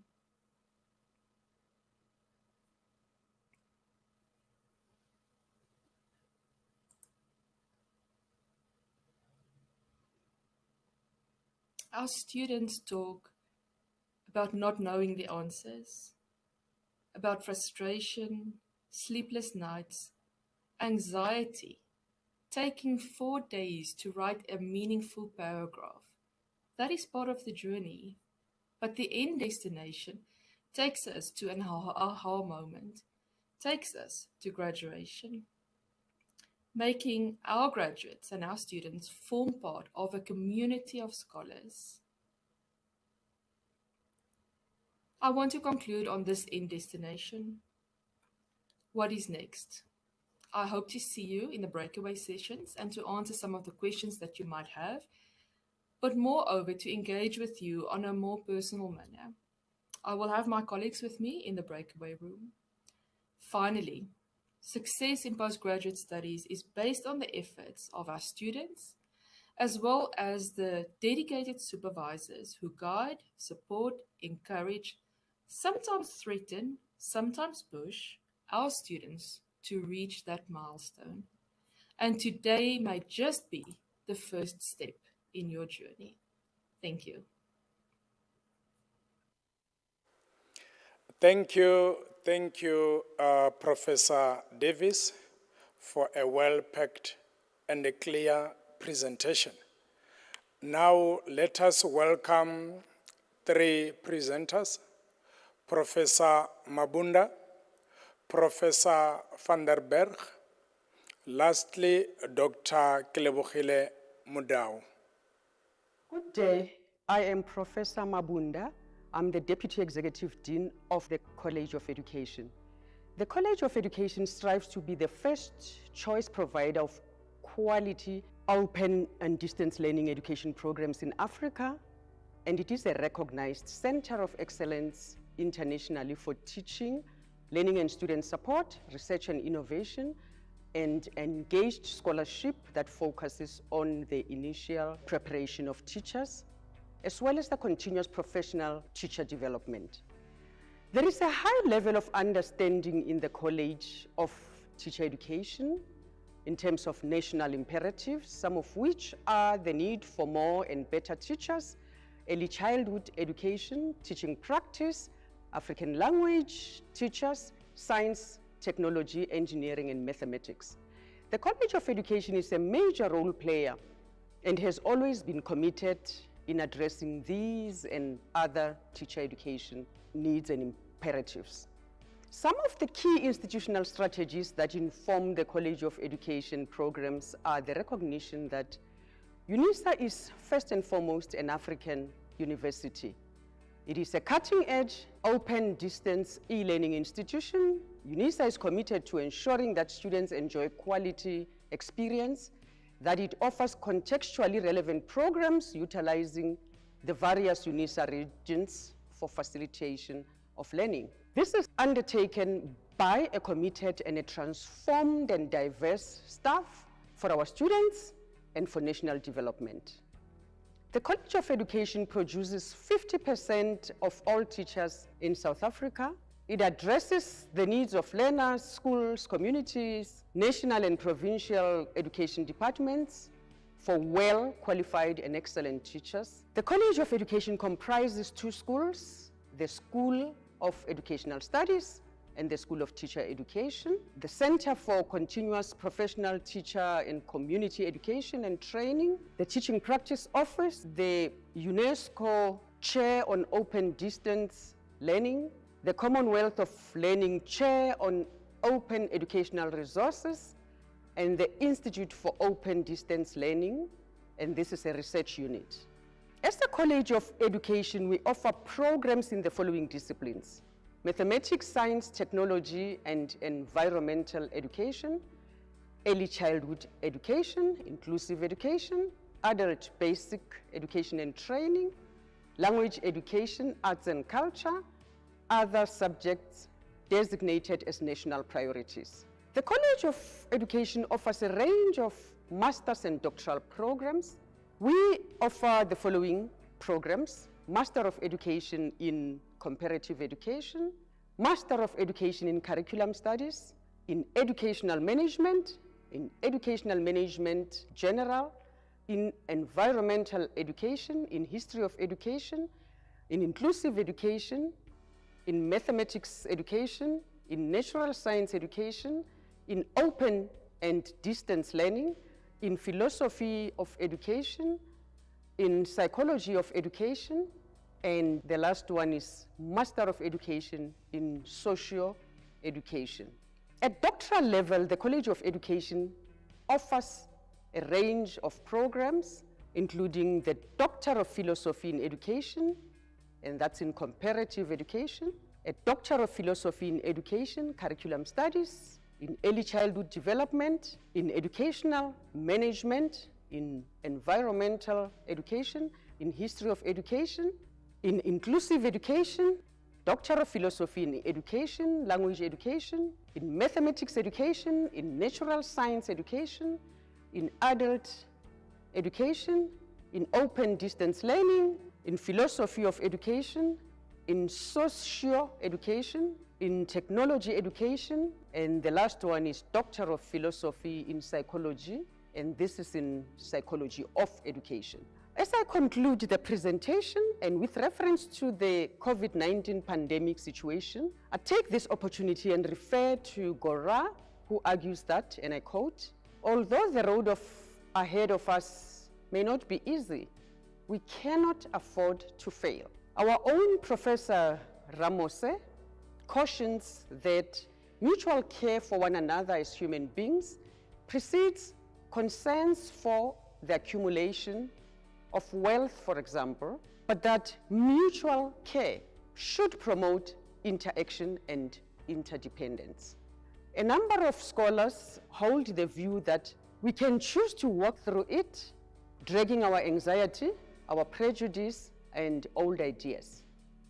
Or we can walk through lightly, with little luggage, ready for adaptation and new opportunities. Well, let me take this opportunity and thank you in advance for choosing the UNISA College of Education. On behalf of the College Executive Dean, members of College Management and staff, I wish you the very best.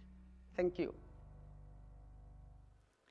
From our side, a warm welcome. My name is Professor Geesje van der Berg, and with me is my colleague, Dr. Lebo Mudau, and we are working in the College of Education in the Department of Curriculum and Instructional Studies.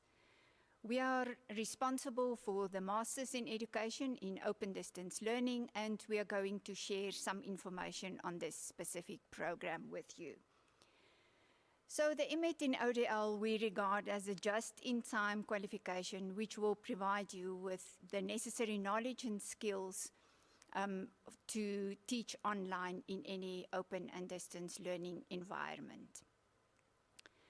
A little bit more about the EMET in ODL. It is a 180 credit qualification, a structured master's program, and it is offered fully online.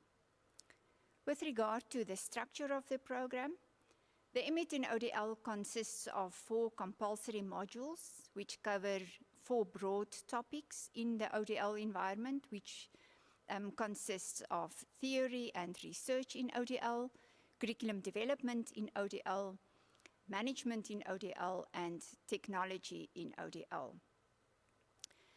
Followed by a research proposal which has to be approved, and followed by a dissertation of limited scope. We advise students to start with only 2 modules because they are fairly demanding, interactive, and they will need focus time and quite a bit of reading. Also, because we take openness seriously, there are no prescribed textbooks that you have to purchase. So all the texts are open education resources and open texts which we use in this specific program. So Lebo, my colleague, will now take over and share some information on the assessment of the program. Over to you, Lebo. Thank you. Thank you, Geesje. I will be talking to you about the assessment structure as well as the admission requirements. The assessment structure has 2 options, that is formative assessment as well as summative. Firstly, formative assessment counts 80%, which consists of 2 written assignments and threaded graded discussions.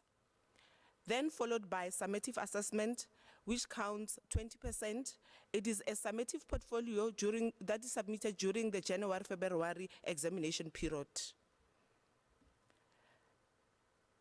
Then the admission requirements. You need to have an appropriate bachelor honors degree or equivalent on an NQF level 8 passed with a 60% minimum average. Then based on the students' applications, they might be called in for an interview on Teams to clarify their applications if needs be. Then who should apply? Lecturers, teachers, and trainers interested in teaching in online and distance education can apply for this program. Thank you.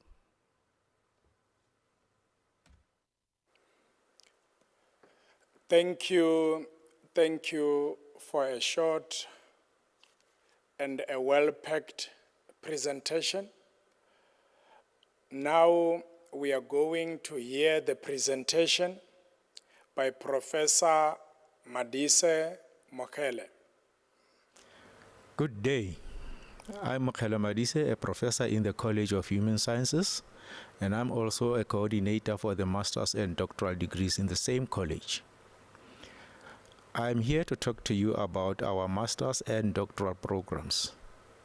To start with, I want us to look at who are we as a college, and I'll present or introduce the college management. At the top of our college management, we have the executive dean, who is Professor Khomoso Masemola. His deputy is Professor Nkosi as the deputy executive dean. And then we have the 3 schools, which are under the leadership of the directors.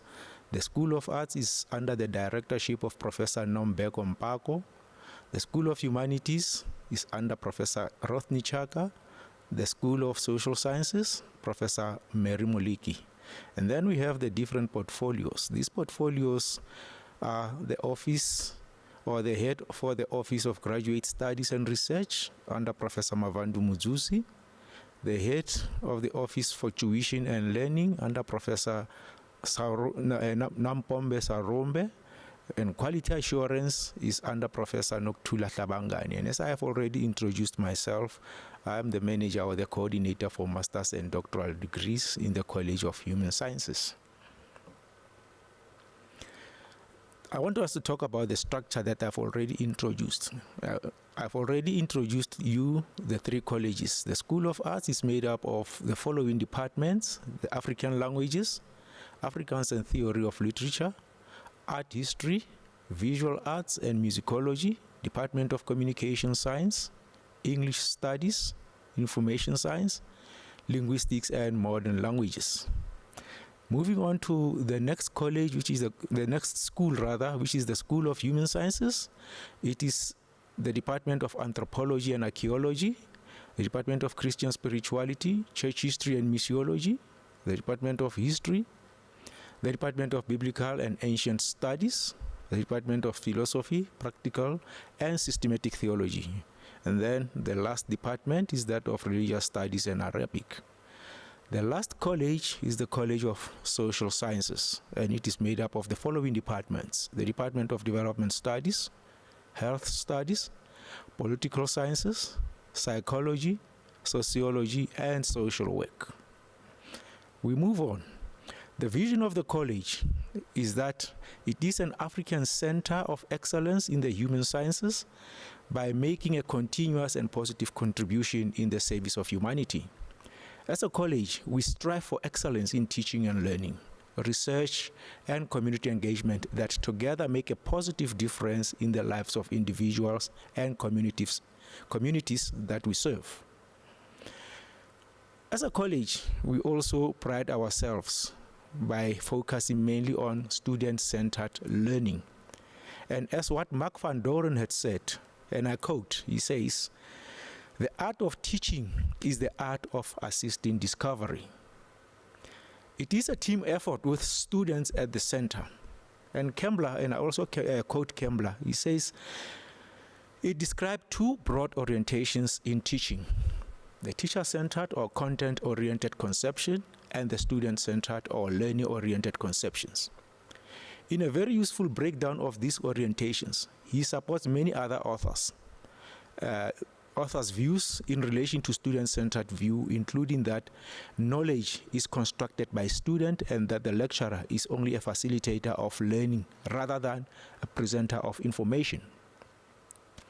We now talk about collaboration. Collaboration means you focus on individual needs and it involves students in the learning process as an active participant rather than a passive recipient. This is an interesting collaborative enterprise that is between a student and a lecturer. Some thoughts of getting started. Once you are registered in the College of Human Sciences as a postgraduate studies, we always talk about you being involved in starting a very exciting scholarly journey. There are a few pointers that I need us to talk about. The first one is you need to cherish this as a first feeling of trepidation, that when you start on your journey, you simply keep on going. That is, if you have the momentum, that momentum is very, very important. There would be frustrations along the way. You will need to work through challenges. You need to learn that not every step would be perfect. If you are making mistakes, it means you are doing something, and the mistake in themselves can be useful. Make this your journey. What is it that the College of Human Sciences wants from its graduates? It is an educational journey that motivates, inspires, and challenges the students. Secondly, the fact that it is your experience at the College of Human Sciences, this will prepare you to succeed in university and in your own chosen career, in life, and to become engaged. You need to also be an active citizen who is able to act as a change agent of your community.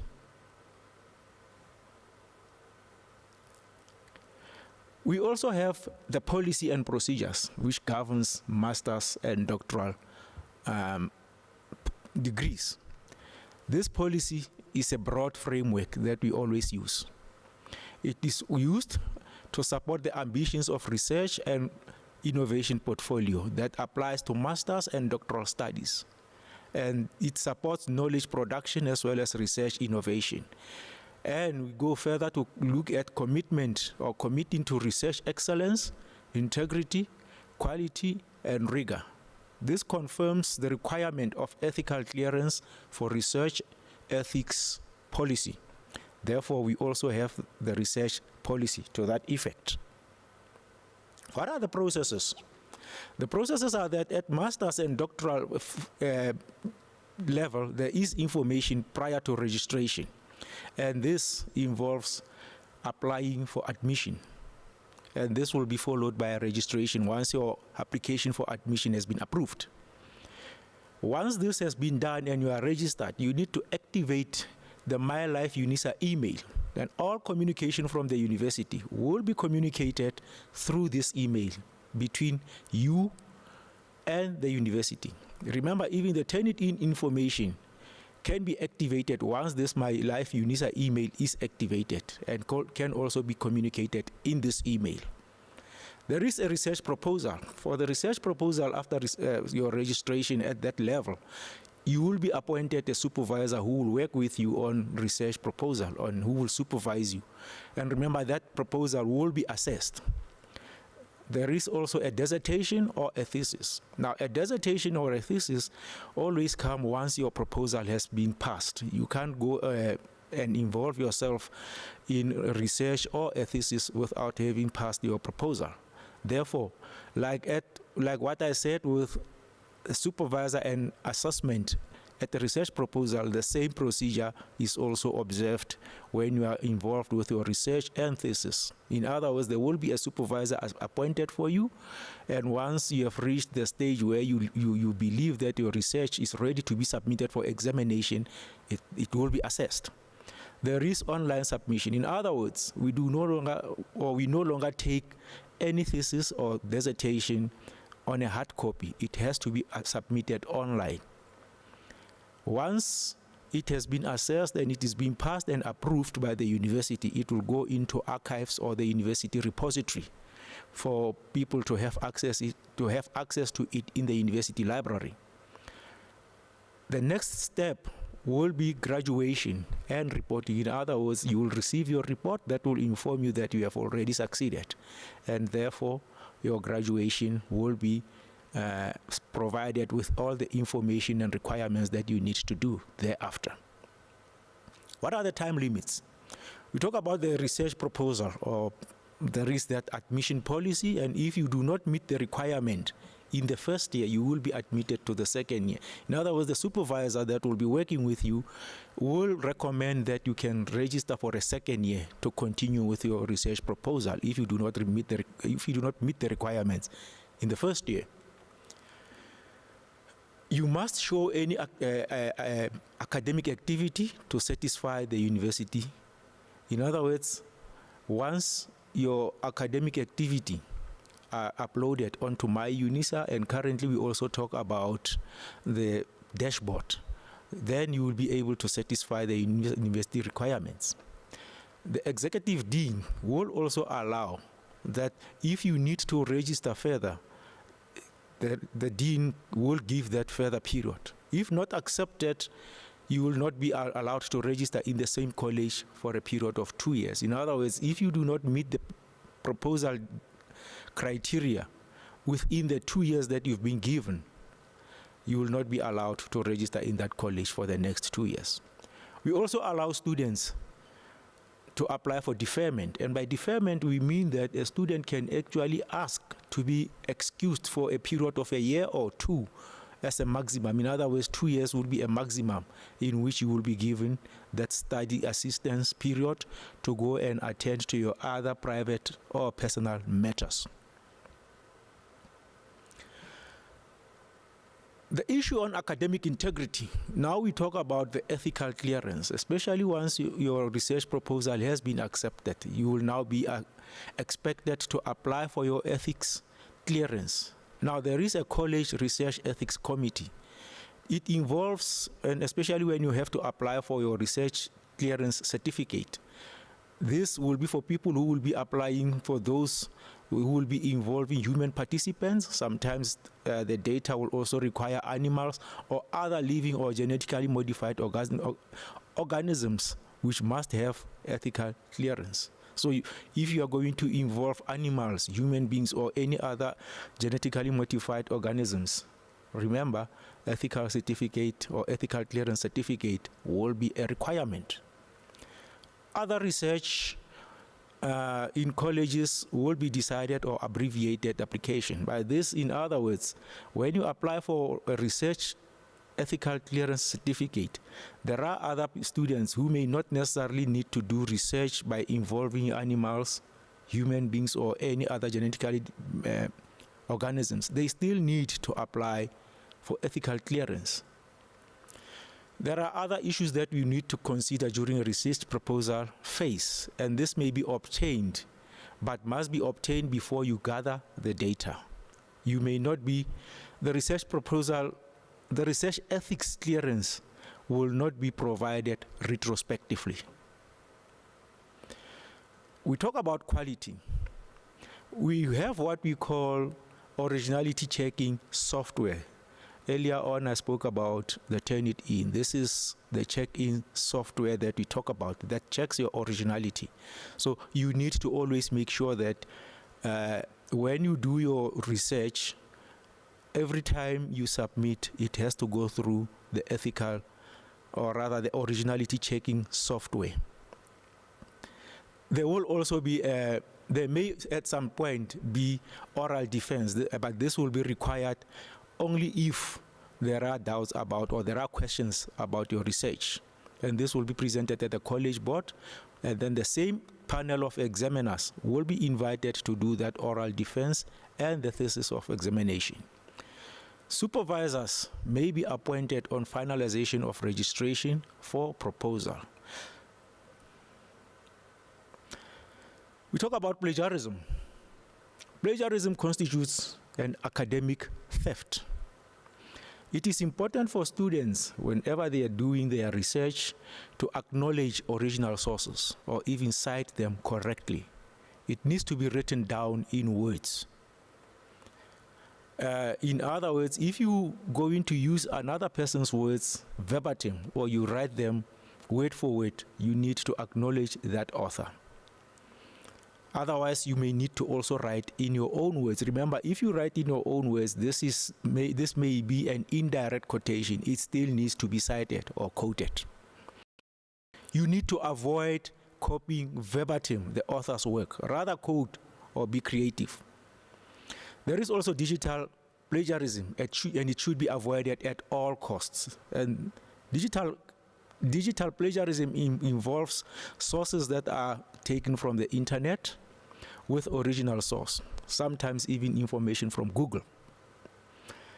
One needs not to lie about the information using non-existent name of the authors or falsifying the original source. Students don't necessarily need to create a name in their mind or even come up with the name that doesn't exist or that is not the name of the author. It is important to submit to Turnitin for originality check. And each chapter must be submitted as a draft for originality check. In other words, at the end of every chapter that you write, before you submit to your supervisor, submit that chapter as a draft to Turnitin. It will still be there as a draft in Turnitin, that when you submit it as a final draft, it may be able to determine that this is your own work and nobody else's work, because remember, you submitted it first as a draft. The final draft will be submitted to Turnitin, and the Turnitin address is turnitin@unisa.ac.za. And this brings me to the end of my lecture. Thank you. Thank you, Professor Madise.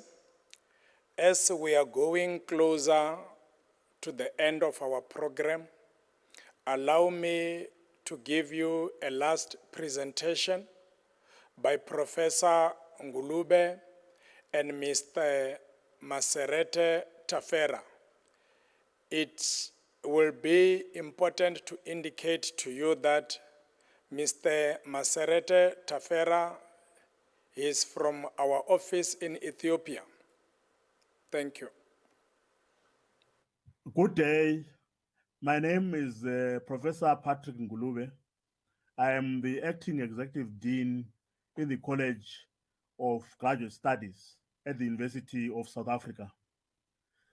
Today, I am sharing with you the aims of the college, what the college does, and how the college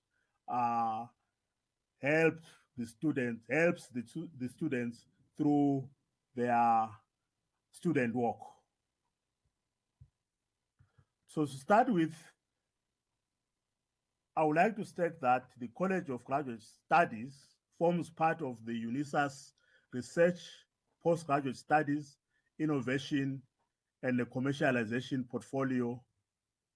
And the college comprises of the School of Interdisciplinary Research and Graduate Studies, the School of Transdisciplinary Research and Graduate Studies, the Ethiopian Learning Center, and the Postgraduate Administrative Department. The core business of the college is to provide postgraduate student support through offering research support training on various aspects of research methodologies. And the aims of the college are: one, to provide a central hub for master's and doctoral support within UNISA, South Africa, and Africa to fulfill the national imperative of producing high-quality postgraduates who will be dominant drivers of new knowledge production within the higher education and science innovation system. Two, the aim is to facilitate the applications, admissions, registrations, re-registrations, capturing of research proposal module results, maintenance of research titles, data capturing, as well as following up on all administrative issues pertaining to postgraduate students. Three, the aim is also to provide training to supervisors, promoters, postgraduate mentors, non-examining chairs, and any other academic professionals offering academic and scholarly support to postgraduate students. So the training is in a wide range of competencies related to their roles in providing support to postgraduate research students. Fourthly, the college also fosters academic integrity using similarity index detecting software. Fifthly, the college also produces research and help masters and doctoral candidates to publish. And finally, the college provides training on the integration of African epistemologies and indigenous knowledge research into UNISA's students' postgraduate projects. So let me bring your attention to the fact that in supporting the students, the College of Graduate Studies is cognizant of the three pillars that are the concern of most universities in the world. The three pillars are learning and teaching, research, and engaged scholarship. So in learning and teaching, we aim at achieving excellence in research support. In that way, we monitor the applications, admissions, and registrations of all students through the Department of Postgraduate Administration. You remember in my introduction, I mentioned the postgraduate administration. So the major role of postgraduate administration is to make sure that your applications are processed, you are admitted, you are registered, and allocated to various departments and colleges throughout the university system. The Department of Postgraduate Administration also coordinates the assessment of the dissertation and theses once you have finished your research and submitted your work for assessment. That's where they also come in to make sure that that happens smoothly.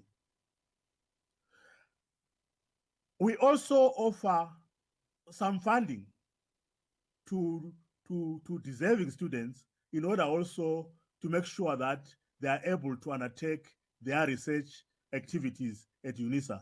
And this is done by the Division of Student Funding. And I did mention that one of the aims of the university is to promote academic integrity.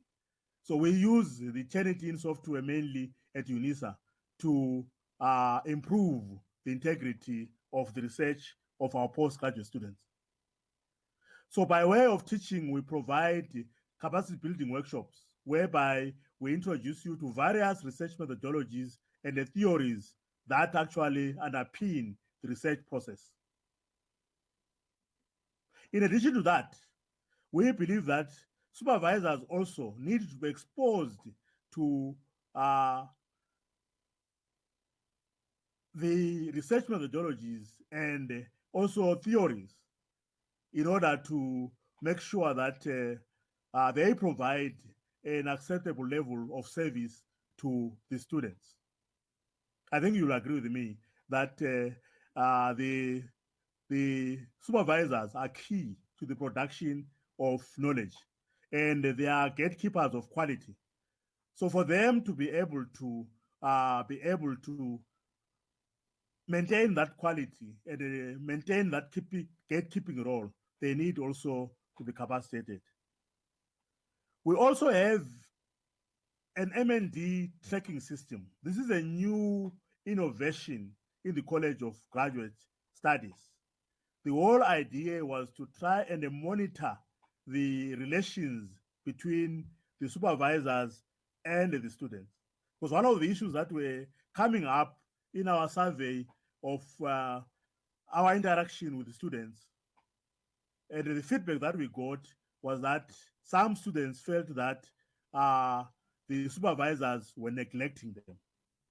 So in order to make sure that the students don't get neglected, we therefore came up with this dashboard that is an interactive dashboard, and where we can track the problems in the supervision process and in the students' walk through the research journey.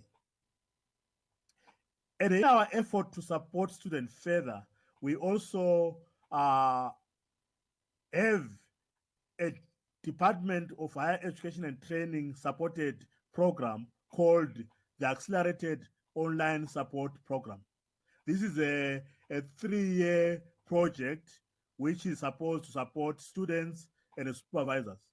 So in other words, the program is geared towards supporting students in writing their proposals, supporting students in also putting together their theses, and also supporting students in grant writing, and supporting students in how they can become entrepreneurs after they have completed their courses. And finally, it also supports students in writing articles from their research project.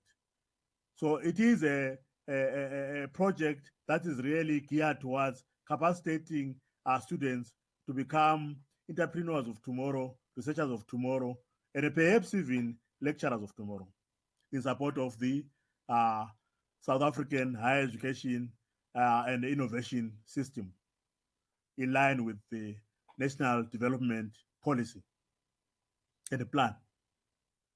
So the second pillar, after having dealt with the teaching and learning pillar, the second pillar that I would like to discuss with you is excellence in research. So we are aware that the university must do research. But at the College of Graduate Studies, we are putting more emphasis on excellence rather than research for the sake of research. So in that regard, we promote the use of African epistemologies. We promote the use of indigenous knowledge in research, because we realize that most of the knowledge that is existing in the academy is decontextualized knowledge. We take Western knowledge and make it universal knowledge at the expense of the African ways of thinking, the African ways of knowing. So we have made a deliberate effort to make sure that we produce knowledge that speaks to our context, that is relevant to our context. And we do that in an interdisciplinary fashion. We do that also in a transdisciplinary fashion, as well as within your disciplines. And we expect you to do this with integrity, rigor, and in an ethical fashion.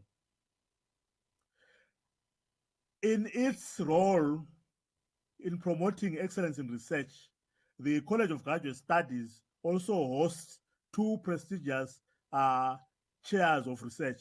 One is the chair in social policy, and the other is the UNESCO African chair in nanosciences and technology. And thirdly, the other area that the College of Graduate Studies is concerned with is engaged scholarship. In this pillar, as I said, there are three pillars, and this is the last pillar.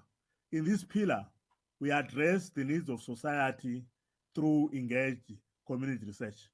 In other words, this is whereby we plow back our expertise into the communities in South Africa by way of contributing to the national debates on development, by way of contributing to debates about pertinent societal issues. And in that contribution also, we are able to write opinion pieces, opinion papers, and even academic articles to disseminate our various experiences and engagements with the community. Next, I want to deal with how we collaborate with our stakeholders. You remember, I was discussing community engagement. Community engagement is a way of collaborating with our stakeholders. But in our operations, we recognize that our major stakeholders is the student. Without the student, there is no university. So we try to engage with the students in many ways. One of the ways that we engage students with, especially in the postgraduate space, is through arranging PhD colloquia. In the PhD colloquia, we give PhD candidates a space to present their research, present their work to experts, and get feedback. And this actually, to me, gives the PhD candidates an opportunity to showcase their ideas and research before they can go and defend their work in front of a panel of examiners. Because from 2021 onwards, all the students that enrolled for their PhD, or that the 2021 cohort going forward, they will be expected to defend their work through an oral examination, which in other spaces is called a viva voc. The other way that we engage our postgraduate students is through what we call the 3 minutes thesis competition. This is a competition actually that originated from Australia. And the idea is to be able to synthesize your work, consolidate it, and present it in 3 minutes in a focused way. Present it to a non-expert audience and be able to get your message through in 3 minutes. In addition to that, we have an annual and innovation student showcasing. This showcase gives the postgraduate students an opportunity to showcase their research and innovative ideas. And this is open to masters and PhD students. Just like the 3 minutes this competition is open to the masters and the PhD students. We are cognizant of the fact that our master's students are our PhDs of tomorrow. So that's why we also accommodate our masters in this collaboration. There's also a very interesting and innovative event that we also have, which is the Student Indaba. In the Student Indaba now, this is whereby we reflect on the methodologies, the theories, the African ways of thinking, the indigenous knowledge systems. We reflect on these issues as we come to the end of our support to the students in the methodological space, to say how far have you understood and how far can you apply these methodologies and the theories in your everyday life and indeed in your research. So moving away a bit from research, we also felt that the student work was a bit difficult because of the enrollment difficulties that they encountered, the enrollment challenges, which had a lot of manual processes. So we developed an enrollment management process that gives you feedback in real time. You don't have to wait for feedback after uploading your details or after making your application. You get your response in real time to say what is going to happen next without waiting for human intervention. I know that can be a bit impersonal, but it does actually, given that we serve a very large student population, it does actually help to give you an indication of what is going to happen with your application or with your inquiry in the next 1 or 2 weeks or 3 weeks. In addition to that, we also recognize that UNISA is a number of regions in South Africa and outside South Africa. And outside South Africa, we have the Ethiopian Learning Center. The Ethiopian Learning Center is in the College of Graduate Studies, not by accident, because the Ethiopian Learning Center is concerned with building capacity in the master's and doctoral degree sphere in Ethiopia. The whole idea about this program is to build capacity in Ethiopia by actually improving or increasing the number of postgraduate students. So the Ethiopian Learning Center is working in partnership with the College of Graduate Studies to increase the number of graduates in South Africa. As we are aware, the College of Graduate Studies is also aiming at increasing the number of graduates in South Africa to meet the targets set out in the National Development Plan. We also support our regions. We have a number of regions that are scattered through South Africa. Some of you may be aware of them, that we have a region in Cape Town. We have a region, it is actually in Western Cape, and the center is in Cape Town. So the same applies in the Eastern Cape. We have a center at Umtata, Port Elizabeth, and other centers. And then we have also centers in Polokwane, Rustenburg, Maheching, and other areas in South Africa. The support that we offer to regions is by workshop, online workshops, and we also support them when they host conferences. We also provide training in their pre-conference workshops, whereby they train their postgraduate students in various skills in writing, academic writing, methodologies, and they also present their work to a panel of experts and also get advice and guidance from those experts. last but not least, the College of Graduate Studies also promotes the student exchange. We have a number of memorandum of agreements, and we have a number of international partners. So we actually expose our students to a number of international universities, to a number of international environments, so that they have different experiences. They also have access, and also they come to experience other academic landscapes and other academic cultures. So in that way, they also come to interact and establish networks with the students and those international partners that we have. So ladies and gentlemen, I would like now to come to the end of my presentation by thanking you for your attention and encouraging you to consider joining the postgraduate students at the University of South Africa, so that you experience the student work that I have outlined to you, to the extent that therefore after that student work you'll be able to be integrated into our society and contribute to our higher education landscape and our national innovation system.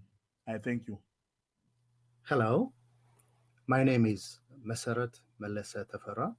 I am Deputy Director of UNISA Ethiopia Regional Learning Center. The purpose of my presentation today is providing information on 2022 admission application for PhD and master's programs.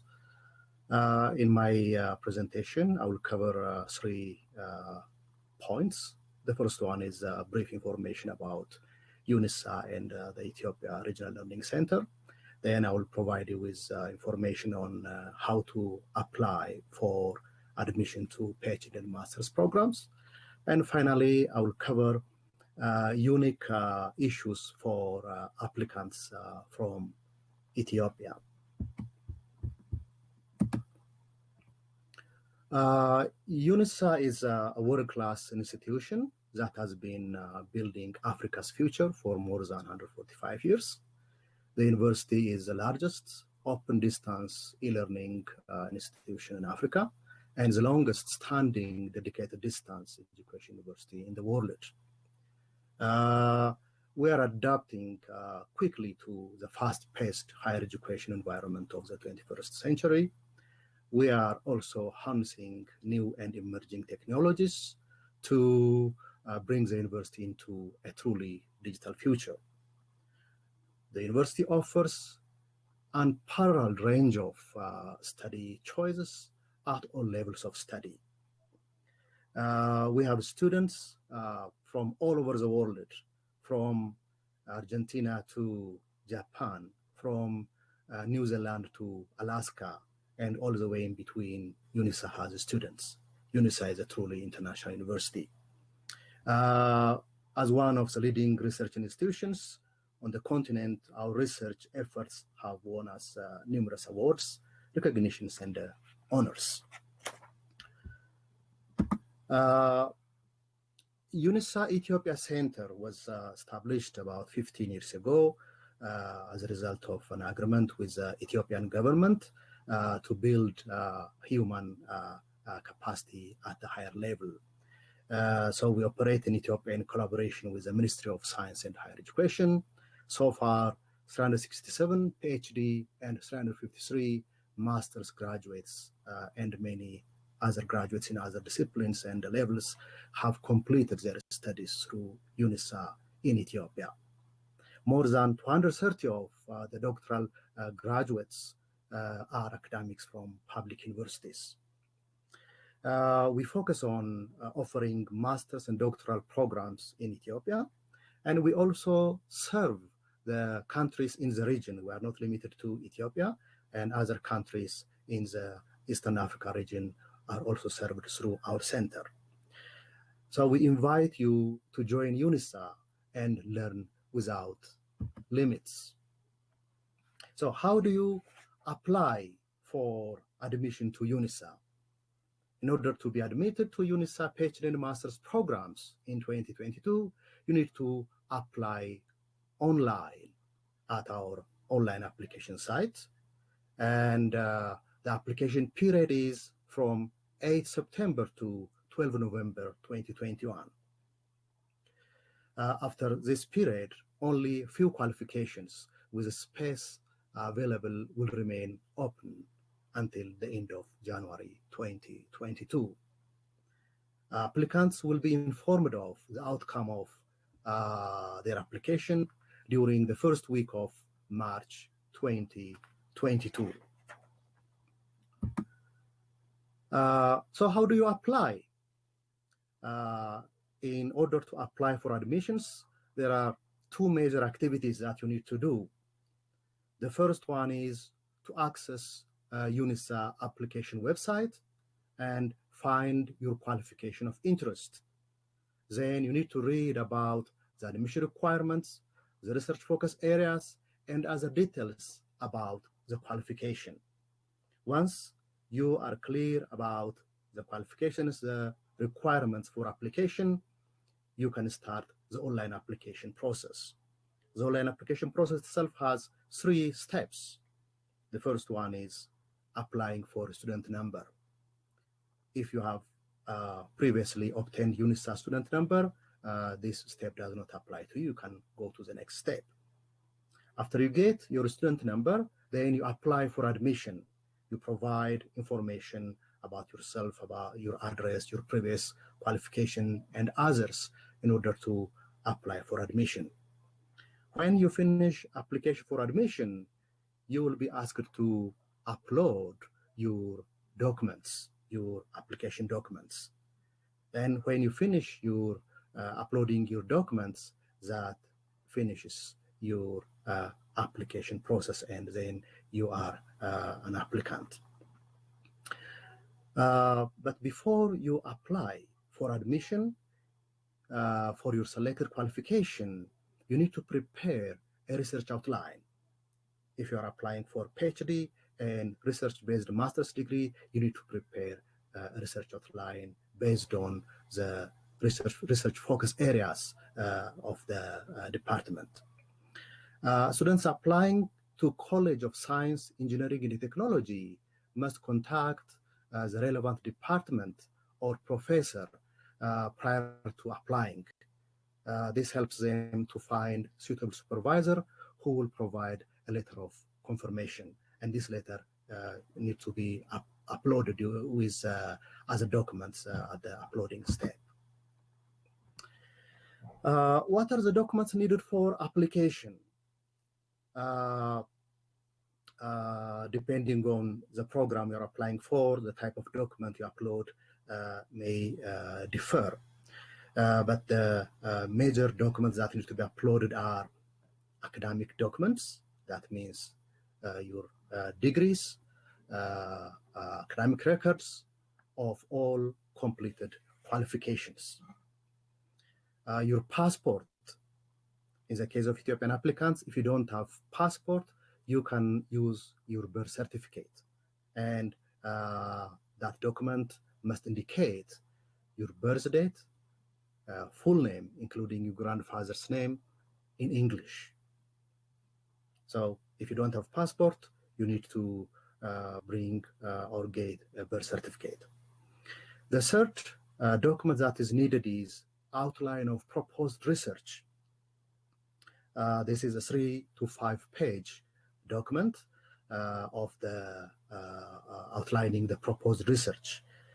This is not required for students who apply for Master of Business Leadership, Master of Business Administration, and the Master of Laws or LLM programs. But for other masters and doctoral programs, you are required to have the research outline prepared. The fourth document is CV, your curriculum vitae. And for applicants to programs in the Department of Agriculture and Environmental Sciences, you will be required to complete a departmental questionnaire and upload it with other documents. As I've indicated earlier, applicants to College of Science, Engineering, and Technology are required to get a confirmation letter from a professor in the relevant department, and that document also needs to be uploaded. In the case of the research outline, the outline is required to describe at least the following: the title of the proposed research, summary of topic, short literature review, expected contribution of the study, methodology to be followed in the study, availability of data, list of references, and finally, the reason why you are interested in that topic. So these are the documents that need to be uploaded.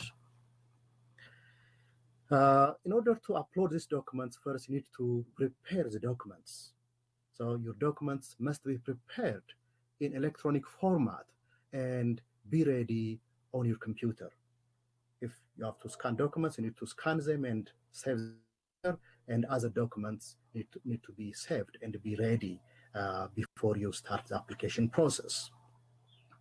The files that you make ready for uploading must conform to certain specifications. The first requirement is that each document must be uploaded as a separate file. That means all academic documents need to be saved as one file. Your passport has to be another file. Outline, again, another file. CV, another separate file. Just like this, your documents need to be prepared separately. But note that your academic documents need to be put as one file. The maximum number of files that you can upload is 5. You cannot upload more than 5 files. And each file should not be larger than 2 megabytes. The maximum is 2 megabytes. And only black and white documents may be submitted. The type of documents that can be uploaded are PDF documents, Word document files, and image files. Other formats are not accepted in the application website. Some applicants face a problem in finding scanners, and my suggestion is to download scanning app from the App Store or the web on your smartphone, and then you can scan using your smartphone. I use an app called Clean Scanner, and it works very well, and it works even better than the regular scanners. If your files, if the individual files are more than 2 megabytes, there is also a way of reducing that size to meet the requirement.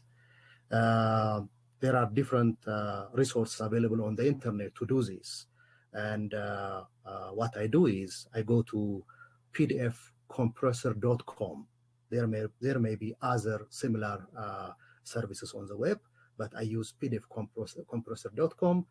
Then I upload my document, then it reduces it, and then I download it, and then I can meet that requirement. So these are just suggestions. If you use other alternatives, that's fine. Now let me talk about some unique issues for applicants from Ethiopia. The Ministry of Science and Higher Education, MOSHE, sponsors students from government universities to study with UNISA. I was informed that in the near future, the name of this ministry will change because of a new government restructuring that's going on. So if the name changes by the time you hear this, that's okay. But for applicants from public universities in Ethiopia, you can be sponsored by the ministry, and the ministry has an agreement with UNISA. In order to be sponsored by the ministry, your home university must write a letter to the ministry and to UNISA, Ethiopia Regional Learning Center. We have provided them with a list, a form in which they provide list of applicants. So each university is required to complete that list, and if you are an applicant, you must be in that list. The list to be sent by your university has to include your full name, the qualification for which you are applying, your UNISA student number. This is a number that you will be provided during the online application process, your telephone number, and your email address. So these need to be provided in a list, and that has to come to the ministry and to our office so that we can process your sponsorship through the Ministry of Science and Higher Education. But you don't have to wait for this list to be sent in order to apply for admission. You have to apply as early as possible. You have to start applying and then complete the application. After that, you can provide the required information to your university so that it can be sent to the ministry and UNISA. From our previous experience, applicants skip steps in the online application process. Some of them go from applying for student number to uploading documents without applying for admission. So don't skip any step. Go step by step and upload all required documents. Incomplete documents have been identified as one of the main reasons for rejection of students. To solve this, we have prepared a detailed screen-by-screen guide for online application that can help you in maintaining the required steps. So if you are interested in getting this step-by-step application procedure document, you can contact us at the address given on the last slide. When we come to application fee payment, all applicants are required to pay 120 Rand application fee. However, Ministry of Science and Higher Education sponsored applicants are not required to pay the application fee because of the agreement the ministry and UNISA have. But the rest of the applicants are required to pay this application fee. What makes unique the fee payment process in Ethiopia is that you are not required to pay directly to South Africa. UNISA has account number here in Ethiopia at Awash Bank, and you can pay your application fee at Awash Bank in the local currency. So after you finish your application, you can pay your application fee at any Awash Bank branch. Use Awash school fee payment form to make your application fee payment.